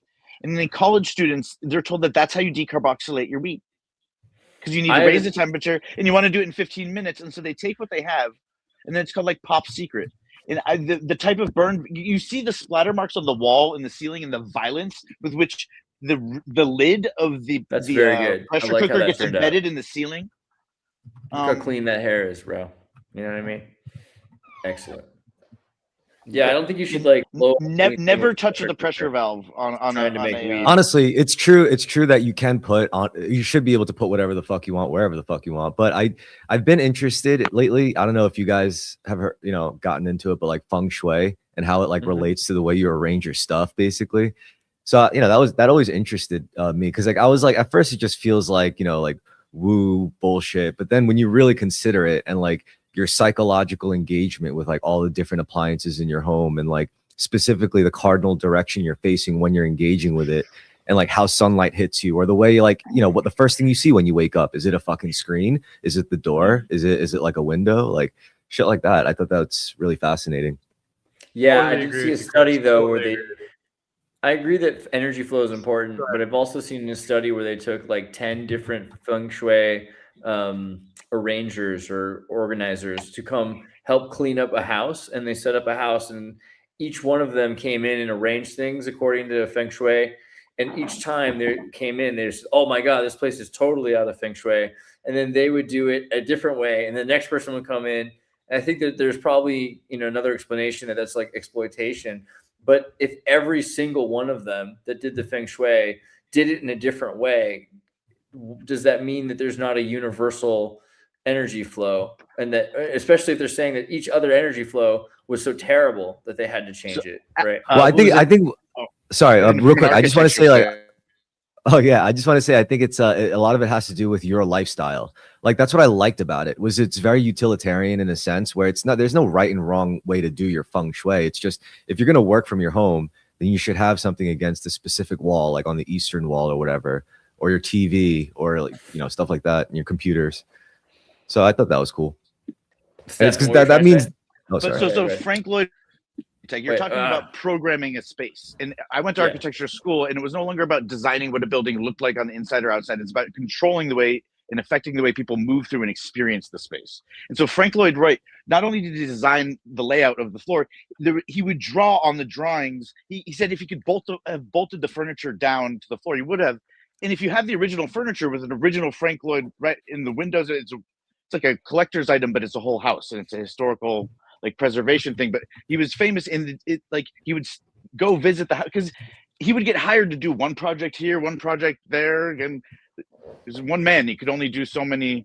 But the idea that there is a feng shui in a correct or incorrect way, so says Sensei Stefan, or the yoga teacher or the yoga professor would say, the non-attachment aspect is observing what is and being really sure that everything is exactly where it needs to be, so that for everybody else except yourself, and being ready for someone else that you actually probably don't like or don't respect or don't even know, and might have some sort of bias against, and then they're going to point out the one thing that you're most sure of is in the right place, and then like a week later you're going to be like, fuck.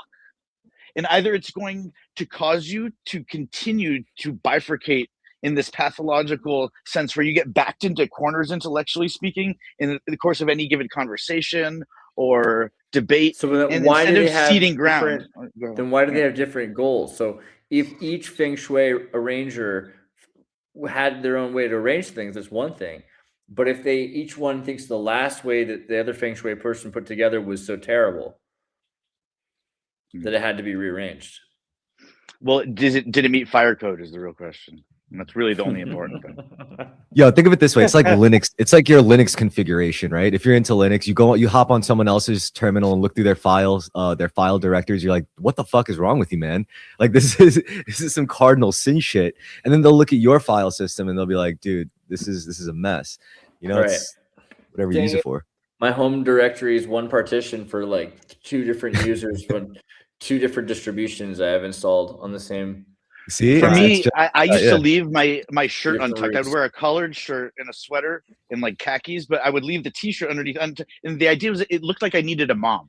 It was like, it's not a tag untucked. That's a little like, but it looked like someone needed to come up, and it's like, you're almost there and put together. And like the hair again was like a contrast with walking oxymoron, but I was working in an office. But no, the idea that you have like, and you could also pretend to hide in all of your information on servers, and even if you're Lex Friedman eventually, or even Andreas said someone sent like a kill code to the servers that some of the Tartaria research was on, and the kill code didn't just like melt the computer program.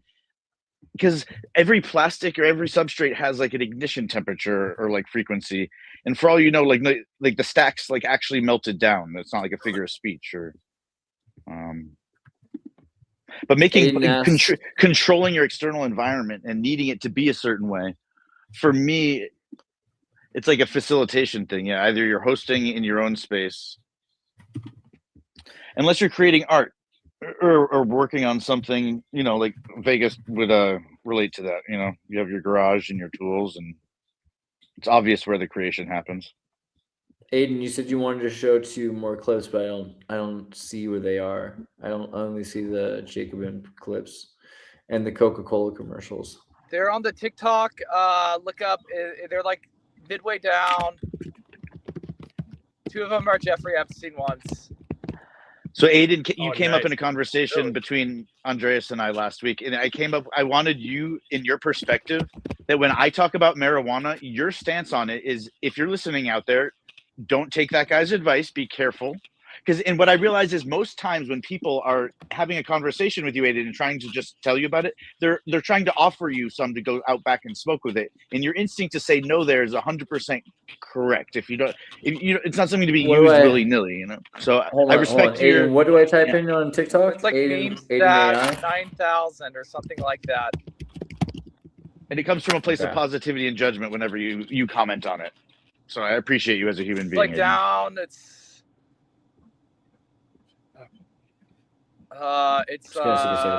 there's a few of them that are like weird, but it's like more down. They're not even showing those ones. Those are the fun, like they're like, okay, wait, they're go a little bit more down. Go a little bit more down. You're not. It's like the one that has like no, above, not that one. No, not that one. Those two right there. Those 2, the one to the left. Okay, I got the sound on it. Hold on. Wait, yeah.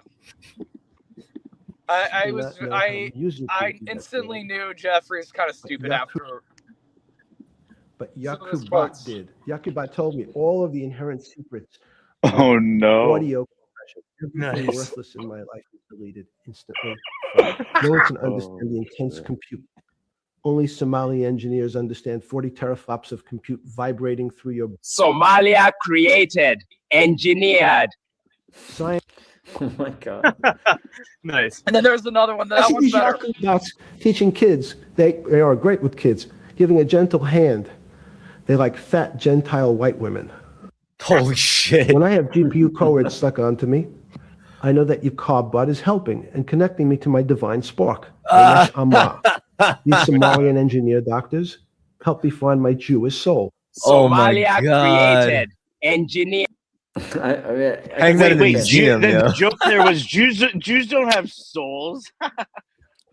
All right, so women in college, they don't have uteruses by that age anymore. I mean, to become an OBGYN, you got to operate on like 650 women, and so they give out those things willy-nilly.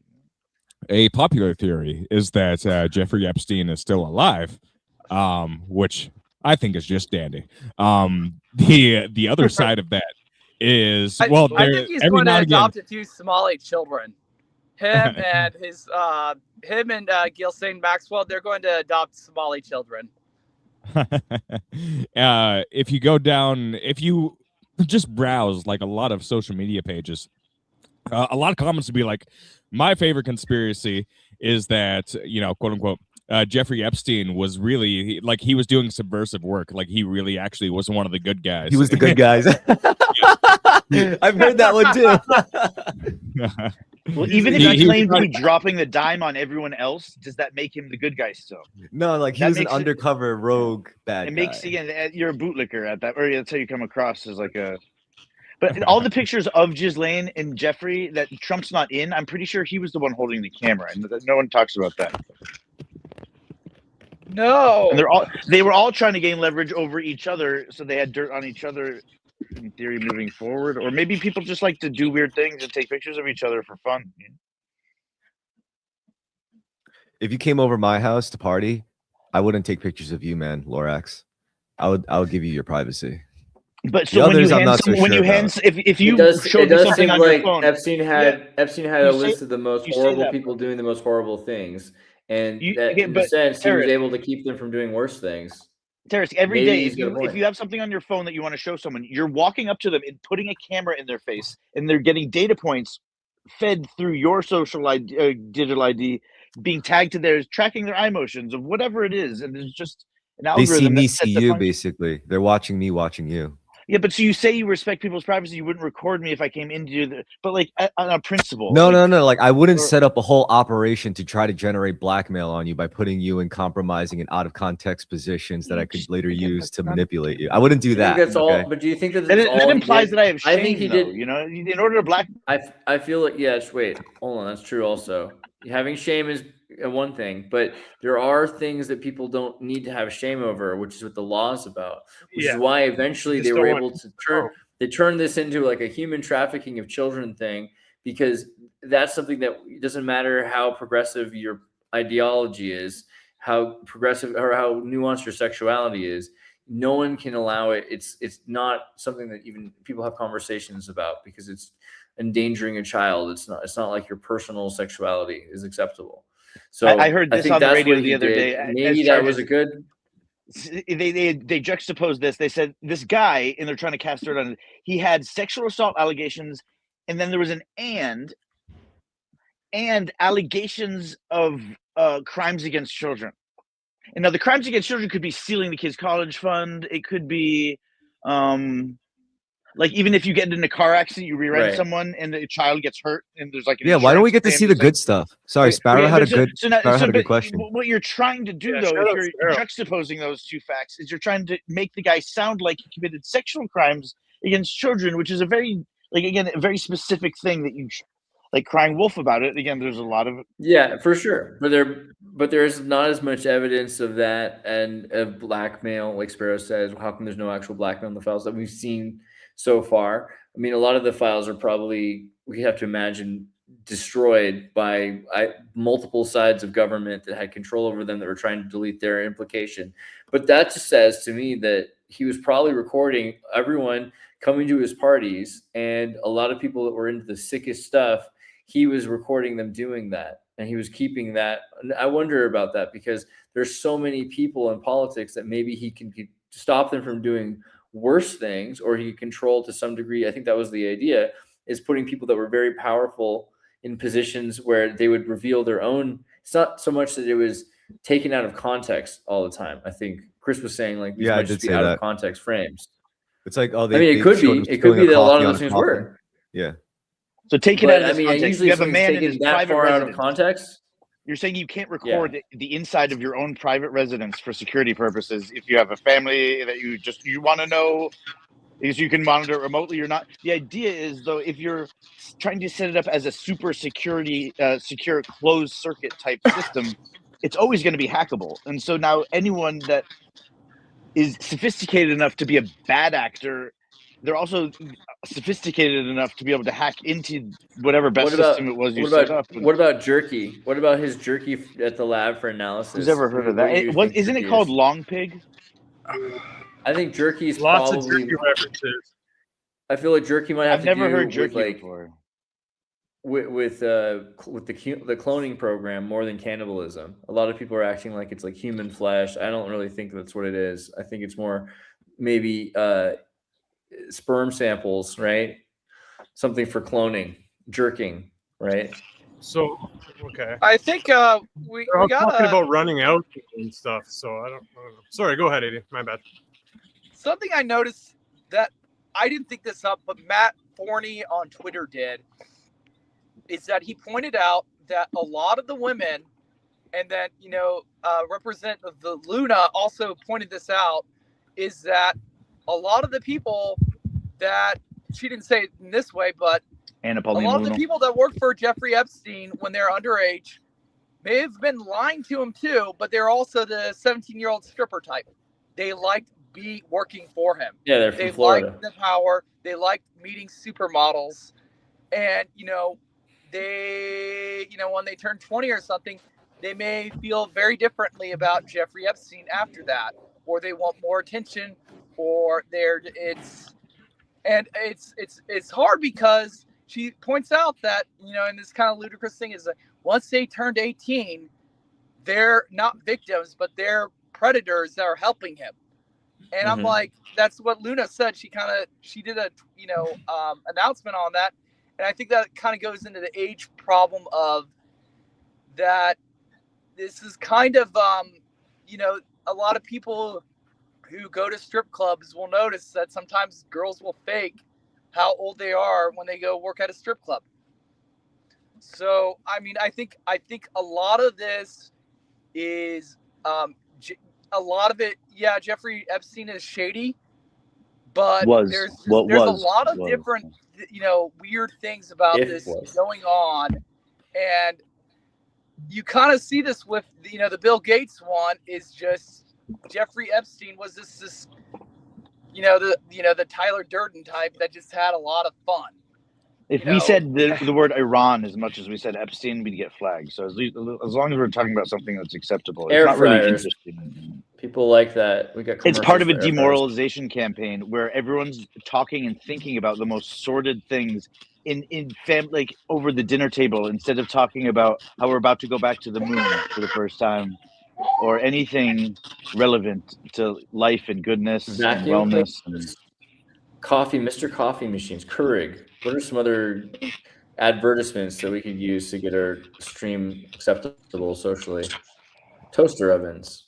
So Aiden, though, if you were in college, or let's say you were you were you were identified in high school, because the Celtics recruited Rajon Rondo when he was 15, and so they're reaching out into the high schools for talent, whether it be for sports or education, and you have this opportunity for other people who may be a little more or less neurodivergent, but their social skills may be, there's only so much time when you're young and you're studying 18 subjects and AP this, AP that, and whatever. Yeah, you could slow down and develop social skills, but like, why bother? It's like you see plenty of people that seem to have succeeded without doing that. No, I think a lot of high school kids are really antisocial and are just generally just butts.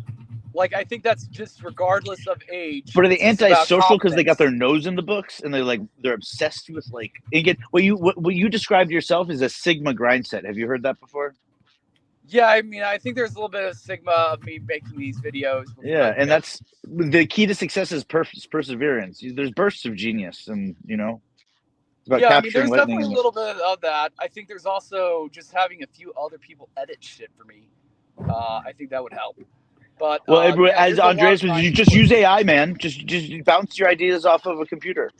No, the actual editing work takes a little tactile. Oh, you guys aren't really. I demand flesh and blood. You guys aren't really in the trying to create a business with it, so it's not that good at that type of thing. It's. Andreas and Rafa are actually going to create, instead of them being my assistants, they're going to create 8, like an accountant assistant, and each one's an AI.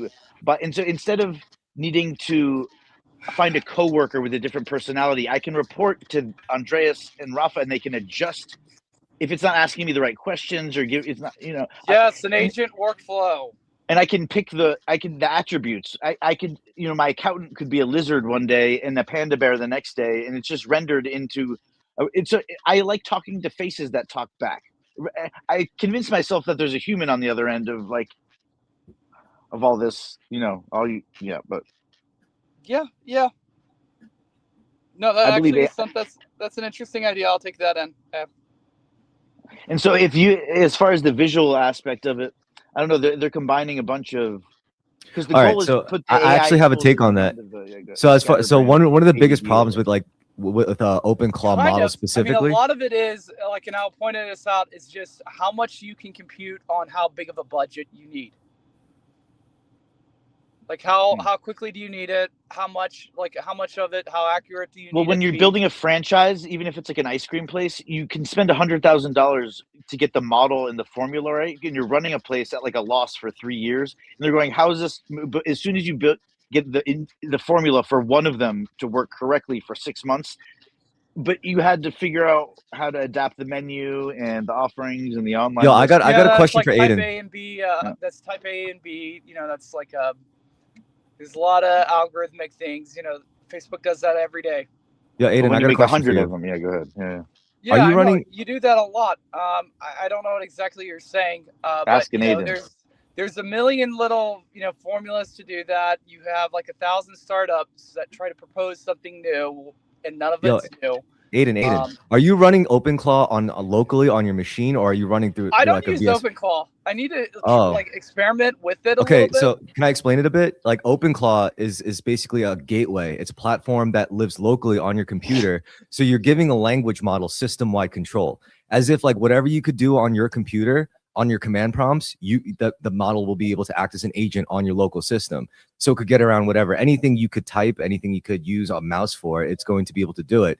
Now, one of the biggest problems that I figured out was that these models, they can only read source code. So if you tell them, it's like, oh, look at this graphical user interface you made, like fix it, make it look less like garbage. They're going to have a lot of trouble with that because they could only see the quote, they can only see the code, like the JSON file or whatever. So what you do is you teach it to take a screenshot. If it has system-wide control over your machine, then every machine pretty much has a screenshot function. So you tell it, teach yourself to take screenshots and to analyze it from that visual representation instead of like looking at the fucking source code of what you're making and trying to guess what it looks like to the human eye. Just take a picture. This is why OpenClaw, I think, really is like that watershed moment of like, oh, fuck. Because now it's like people are running, basically the souls of the machines on their machine locally, and they just borrow the mind from like Gemini or Claude or whatever. Oh, yeah, that's cool and all. Like find out what's wrong with this, like all these things. People do that with Claude already. Yeah. So I really do need to study OpenClaw more. A lot of what I do, especially, is like and when I think of like a vision, like if like OpenClaw wants to analyze the images I have, I would actually just use an open source model, like a Chinese, like the Qwen 3 model, version 3 VLM, and then I'll get insights from that, and then I'll work from there.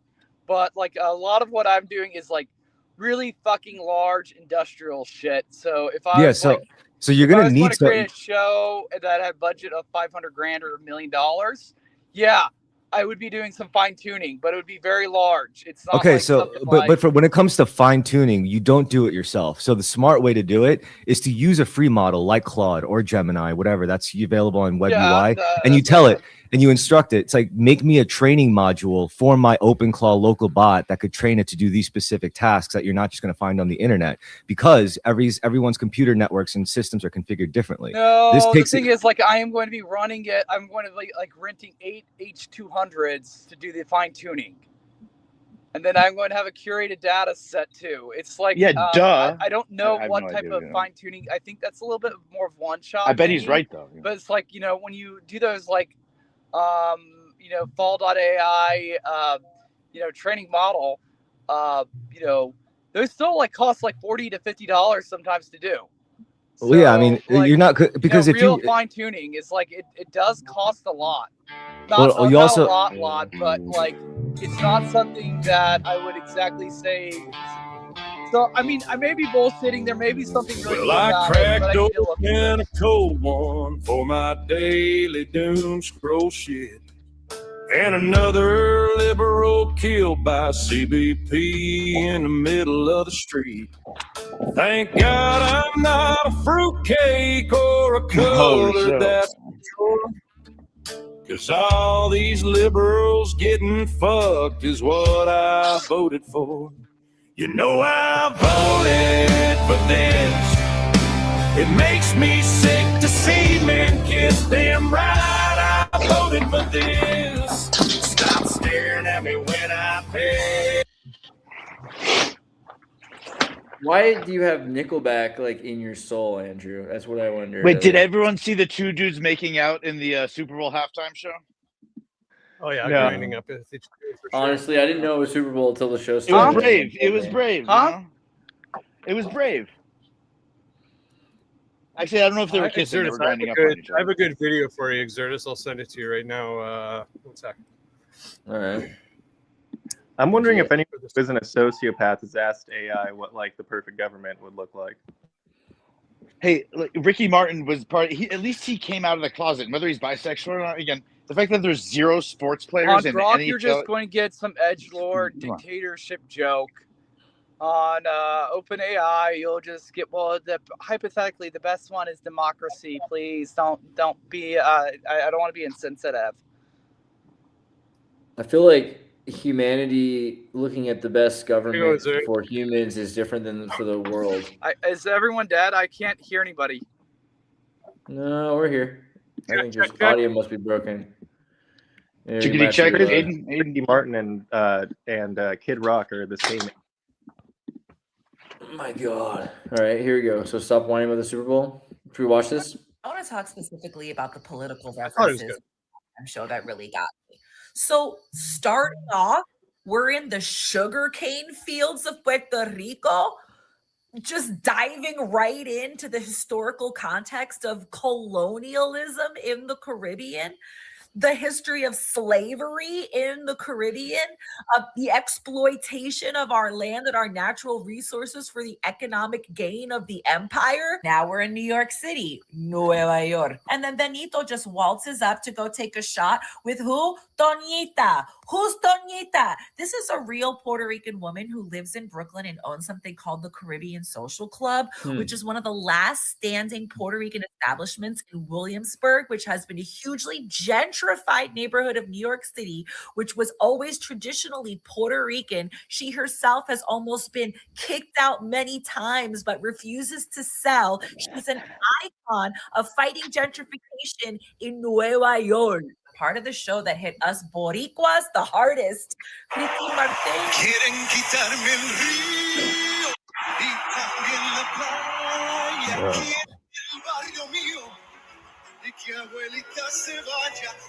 No suelte la bandera ni olvide el hilo. I can't believe I'm forced to watch this shit. Like I never watched it, and then now it's like I thought I would never watch it, and then now I'm watching it. Ricky Martin from Puerto Rico just sang a Bad Bunny song saying, I don't want to happen to us what happened to Hawaii. A blatant call for independence and sovereignty and decolonization of Puerto Rico. Then we go straight into this. Actually simulating the power the lines? problems with our power grid in Or Puerto cutting the Rico. communication? He was up on a platform, and usually guys have to be tied in on a and stage. the privatization of our He was power like grid 15 by feet in the air, and he no tie-in. USA. Then Bad Bunny emerges from the fields carrying the Puerto Rican flag, but not just any Puerto Rican flag. This is the light blue Puerto Rican flag, which is the Honestly, this is kind of corny, bro. and this is the flag. It is kind of weird. I mean, are they trying to say that they want to make? Because usually people want to make Puerto Rico a state, but this is saying they want to make Puerto Rico a separate nation. It's a free nation or an independent nation. That they banned, and then we were And why would you do that at the Super Bowl? I mean, I don't know. Yeah, exactly. we love to get Corny our or not, flag it's really back when they interesting, Chris. changed Well, it you from could light say blue. it's like conservative approved. Like at least there's no like extreme copious amounts of sexual references and shit. Like that's what people really complain Yeah, about. this is There different. was a lot of hip thrusting. There was. This is For this people is watching on the totally- big screen. I mean, Yeah, Light there were blue. gay dudes grinding up on each other, dudes spanking girls' asses. I didn't see it. This just looks like corny theater. Flag. This is now our I heard the original criticism. flag. Well, I heard the okay, so criticism that it was who's talking? Someone go first. Go ahead. No, you're good. You got it. The criticism that it sounded Change like your outfit mumble rap. again. That's awesome. Well, you know, again, I'm preparing a whole reveal here. Yeah, give me a second. But You should Like, like fly it's to see that me, Chinese and when lady. you I go, need to be a layer by. Fine, okay. We'll start yeah, with this. I want you to not bring a bag when you fly to see me, and wear all of your outfits like that. Just wear them all at the same time, so you You've don't seen that even need to- YouTube channel where they're just like there's like 18 cameras. It's just trying on fashion all day. So what were we talking about though? Oh, Well, Bad we're Bunny. 2 hours deep, so we're that doing it some sounded like close-ups, mumble yeah. rap. And so Josh Cedar, the guy who's been on with Alex Stein a bunch of times and trolled the universe, but he said that he was with two people from kind of Mexican Spanish backgrounds, and they said that they couldn't understand any of the lyrics in the Bad Bunny song. And now, first of all, like Chinese, according to American, you could have two Chinese people in the same room, but one speaks Mandarin and the other one speaks Cantonese. And so, right, there you are with two people who claim they speak Chinese and they can't understand each other. So Spanish is also a very divergent language. And on the island of Puerto Rico, they tend to shorten words and they come up with abbreviations and they pronounce certain consonants differently depending on where in the sentence you say them. And so functionally, it's almost like the Puerto Rican dialect is the mumble rap version of English, or the equivalent thereof. But I hope people understand that about Spanish, is that just because it's like, oh, you're from Iran, oh, you're from Iran, oh, you guys must like each other. It's like, or like you speak the same language even, and they might be from two tribes that hate each other and actually don't speak the same dialect at all. So. Yep, my high school Spanish teacher was Puerto Rican, so I learned the wrong Spanish to communicate with Mexicans. I only found out when Oh my god, way to get set up for failure. That's pretty good though. Oh man. Well, give me a full screen. Give me, you guys talk, but give me a full screen for the fashion. All right. Well, we're gonna start doing some. Let's do some close-ups. So, Kurt, why don't you tell us something? Let's do some what are some final words here for the stream? All right, I promise I will keep this brief. Hope you're all doing well. I hope that also that Yoga Poser. That Yoga Poser also has matching briefs to go with every single layer that we're about to see. This is a pretty here. good outfit. I really like this one a lot. This one's cool. I believe we've seen, you and I have seen both of those outfits, and they're both quite lovely, I must say. They are, they accentuate everything that they need to accentuate. And also we see there's also more layers to this psychedelic visual experience that we are seeing here, and we're probably going to get down to abs as well. And more. Where there is yet another layer, and in the back. That draws a lot of attention to the lower half of your body, and I'm not gonna lie, it doesn't feel that bad. One could describe the feeling as increasingly positive as well, getting that attention to that lower area of our friend. Also, working that backpack as well. If you guys, all eyes on me. This is the Bo Burnham sweatshirt. That might be my favorite one. I like all the eyeballs on there. You might get some interesting looks when you go out onto the streets. Very reminiscent. There's lots of symbolism of eyes in video games like The Legend of Zelda, and also things like Yu-Gi-Oh, which I also play, not the modern game because I feel they do a very poor job of moderating the modern game. But retro formats can have a lot of fun to them, even though there's some points of misregulation that aren't all that fun. If you've seen a lot of the news this week, you'll know that there is politics, and politics exists, and you have the ability to ignore those politics. Of course, that might be the happiest life you can live if you ignore those politics. I happen to work for a small business, and in this small business, you can tell that maybe the wheels are coming off. I think it's a world that's becoming increasingly difficult for small businesses to operate in. So it kind of feels like this business. Rick and Morty was predictive programming about brick and mortar and how it's going extinct. But anyways, mortar, Rick and Morty, yeah. Yes, that brick and mortar is going extinct. There are fewer people to fill the positions that we built the world to have, and AI cannot take them over. Who's going to take over the position of that Italian pizza grandma? It's like South Korea. It's like South Korea, where you have a jewelry shop or a pottery shop, and twice a year someone might walk by your shop, and there's someone who sits there 250 days a year who really actually runs the and just hopes that someone either in the dear leader's family will stop by or a tourist. Exactly. They beg for the blessing of the powers that be, but the truth is that the world is running out of options for a lot of people. How many staff can we have? How many can they attract? Can they keep up with wages to actually apply free market principles to the labor market, and not just commodities? But it turns out people are unwilling to change and unwilling to adapt. So that will be the death of many businesses in the future as they get swallowed up by the greater machine that we call capitalism. And of course, we all know where this is going. We have choices in the matter. Could we choose life affirmation? Can we choose life affirmation and continue to love each other, reproduce, be like Israel? What's amazing about Be Israel? like Israel. Israel doesn't they're just God's have chosen people. an adequate birth replacement rate. No, rates. I want to a relate. growing- Tell me the difference between the Old Testament God and the New Testament God. Aren't they the fucking same God? Just like Allah is the same God. But like people talk about the New Testament God. I understand the Old Testament God was like wrathful and vengeful, eye for an eye, and then became turn the other cheek or something. There's a bigger difference between the Old Testament writers and the New Testament writers than there is between God, probably. Israel is growing in their population. Yes, they are going beyond their birth replacement rate. They are a high energy society. Not just high energy, but they're also open and intuitive and inquisitive. They want to know things. Yes, and that is the key to world domination. But the thing is, you don't have to think about it as world domination. They are simply allowing the world to exist. If nobody else is having children, aren't they the ones that are essentially just choosing to die off themselves?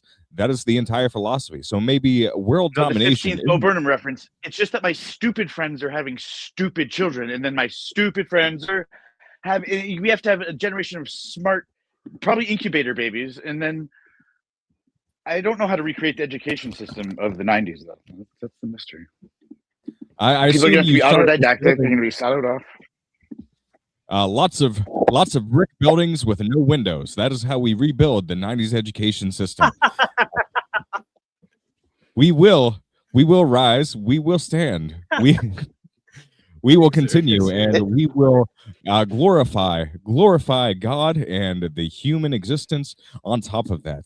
If you guys are interested in international foods, particularly, I do like some international foods as well.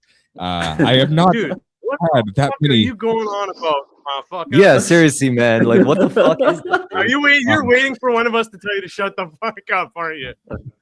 It's one of the most Particularly fictitious rants I've had on the show. I actually appreciated it. Cool. I like where it went. Well, okay. Well, Jordan, that meant it's your turn. So, Xirtus, great to see you again, guys. Great to see you. Yeah, it was a great chat. I don't really have much else to say. Check out the Divulgence podcast, obviously. Tomorrow we have Jake, the former Q Shaman, coming on. We also have Brad Binkley, Lindsay Sharman, and Jackson Laymeyer, he's the founder of Pastors for Trump, Nice. White House Faith Council key member. So I don't know what's going to go on there, but what happens. Yeah. So, yeah, Xirtus, I'll reach out to you soon so we can chat, but peace and love to everyone else. Great to see you guys. Bye, Jordan. love you, bro. See you, Alex. Yeah. Peace, Vega, peace. Kurt, love you got a thing? Hey, what's up, guys? I'm sad that I missed out on a lot of. I feel like I missed the meat and potatoes. No, you really didn't miss much, dude. I swear to God, you didn't miss much. There was a lot of unhinged, dramatic. No, within the first passionate 5 minutes, Vega, nothingness. I tried. I said, "What are we talking about today, gentlemen? Can we structure this? Do you want to go? I want to hear them talk for 5 minutes at a time." Yes, because that's how Thursday, natural great flowing talk. conversations work. Exactly It's like par for that. the When course. It's two par for people the- just that's hang why out and have a Kurt's conversation, that's rant what we was do in the beginning of it. We say, how are we going to plan this conversation out? Well, Canadians use inflection to cue each other to speak and stuff. It's pretty hilarious. They're so polite. We're all just AI bots to each other. We say something, we should treat it as a prompt and then give out the long one-shot essay so they don't waste API tokens. That's how we should talk. We're all victims of very separate and individualized design psyops to keep us at odds with each other. I recently learned that left-wing ideology itself is a psyop, and I think it's to justify the CIA budget as well as. Sorry. Makes sense. Right? The maths. I don't know what to tell you. Yeah, I don't know. The new world is upon us. I don't think there is any room for dishonesty and lies in the approaching realm that we will be experiencing, as all of these possibilities and probabilities and realities are kind of like collapsing into an inevitability that they have seen through Looking Glass. It's unavoidable. The only thing they can do is delay the outcome. So how do we nudge it along? I don't know. So many distracting things. I've been doing it through art and through doing my own little fashion shows. If you want to follow me at Blue Collared Goth Father on Instagram, I've been getting a lot of traction on there, even though I have more followers on TikTok. I would like to have more traction on TikTok because that's where I could make money, because Mark Zuckerberg doesn't want to give me any. So yeah, I've got Have you heard of Depop before? Yes, I have. It's Etsy adjacent, and they sell like collections of clothing. And people, if they like you, like every year they'll get your summer collection or something, and they're buying, and they'll give away the extra pieces to their friends as like a old work clothes on there, because like workwear is really trendy, and I wear my Carhartt until it's basically falling off of my body. So apparently for like really well worn Carhartt jackets, you get like $300-400. Well, in the Kurt Cobain and the Nirvana song, something about like that's the equivalent to a girl selling her used sing a song. panties, Andrew. He likes to sing along, but right now, some people wear Carhartts as a fashion statement, and some people wear them because of the utility. But I did both. I manifest destinied myself into a blue collar job. I told Dad so much before I had children that they just like materialized into my life.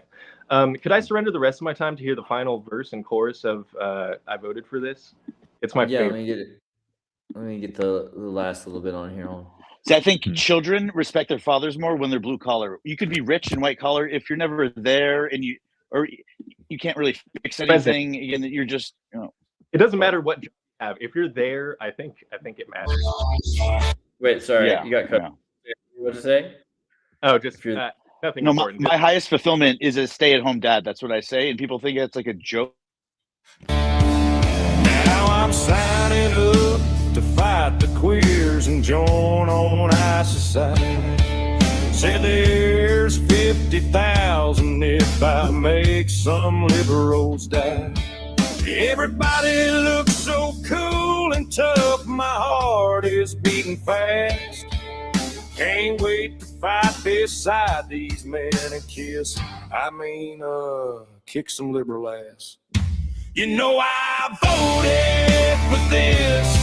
Oh shit, I think they're shooting back. Damn right, I voted for this. Send back up, we're under attack.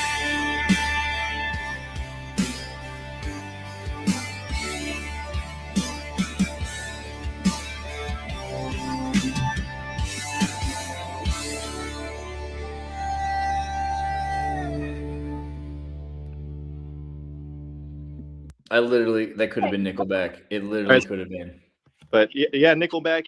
I did more like I think the prompt was like heavy country, blah blah blah. But Nickelback is like low key goated, even though secretly. Yeah, everyone wants to hate them, but come on, they're decent human beings. Andrew, let me give you some tips about making music like that. Don't prompt this shit yourself.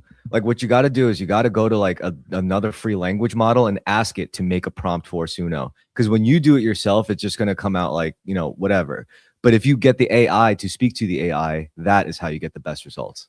Yeah, like for instance, ask it about another song, like ask another language model to describe the instruments and year and studio and all of these weird, filler nouns about that recording, and then use that in your prompt for the song you want to make. And then you can basically clone a studio like very quickly with the descriptors. Noted. Yeah, I've been trying to just like hack it with like I don't know. Someone did that to your music, Andreas, by the way. You can tell Dr. Brian Keating plays a little theme song at the beginning and interludes, and because I'm listening in the background, and I'm like, oh, he must have hired Xirtus to make that song. There's just something, I'm sure other people, it's a convergent sound. It's that happy-go-lucky kind of summer album that you made. Oh yeah. And again, it's meant to be an homage. Yeah, hear it. It's right. I'm going to be another person sending Andreas a link that he's not going to click on because again, I click on your links sometimes. It's a sync. I clicked on Aiden's links today, at least live on the stream. I get a lot of. What I should do is put it in slides, like Anna Nicole Wordsmith did. Do a slide? She just like that was pretty good. Right. That was good. I do like presentations.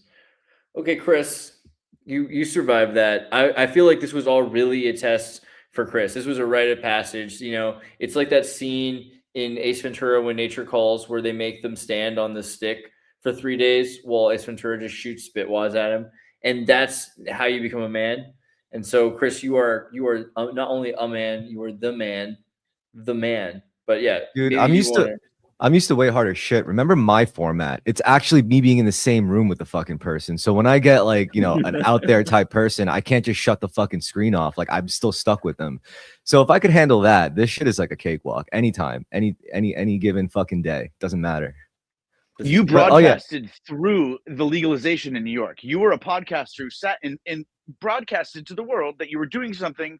Oh, look, yeah, if this is a problem to smoke on camera and talk to my friends, then like I'm willing to deal with the consequences of a society that somehow is going to target me as an individual who's doing nothing wrong other than you know that pinball was illegal in New York and people played pinball anyway. Well, that's another thing. Like you guys talked about weed all episode, and I was thinking, like, as a New Yorker, we see weed kind of differently. Like, you know, the stereotype where like you smoke weed and you're lazy. For us, is different. It's like, yo, I got to do my fucking 12-hour shift. Let me just smoke this blunt real quick, and then I'll have another blunt at lunchtime. It just for me, it like helps the time pass by quicker. You know? Right. Yeah, it's different for sure. Well, yeah. I think the main thing is people should be careful, and if you spend enough time away from drugs, you'll find it's like amazing that you were able to function on them at all. Like they're not, you know, it's weird because you're like, wow, right. So like, fine. It's like, Aiden, like, I'm not trying to convince you that weed's good and here, try it. I can't reach through the screen. But if we sit down and take an ACT test and a series of IQ tests and I perform better when I'm baked out of my pretty sure that's fucking Creed. board. Are you going to admit that, like me being sober, I might actually perform worse? So now is it performance enhancing substance? Is that the problem? The Scientology Center on Hollywood Boulevard would give you an IQ test, and I would always go in there more and more like progressively baked to take the free IQ test, and each time, a couple points. Get better. Yep. Yeah, buddy. Oh yeah, closing statement, by the way. Yeah. I just want to bounce off.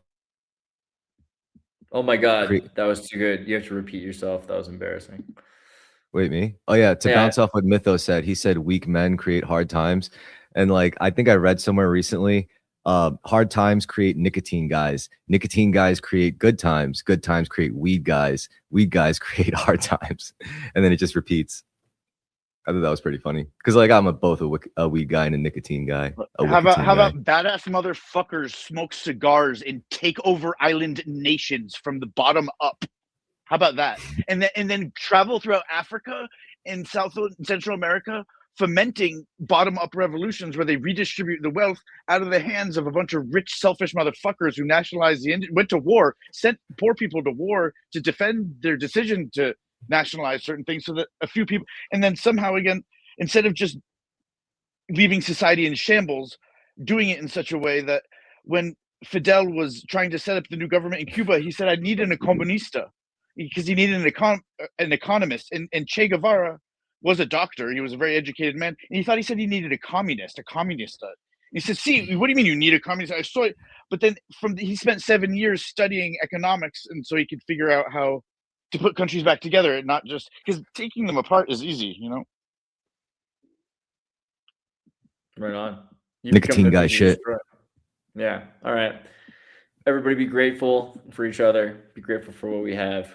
I'm glad we were here. It's good to see you guys. We're going to do it again. It's going to be quality assured. Take care.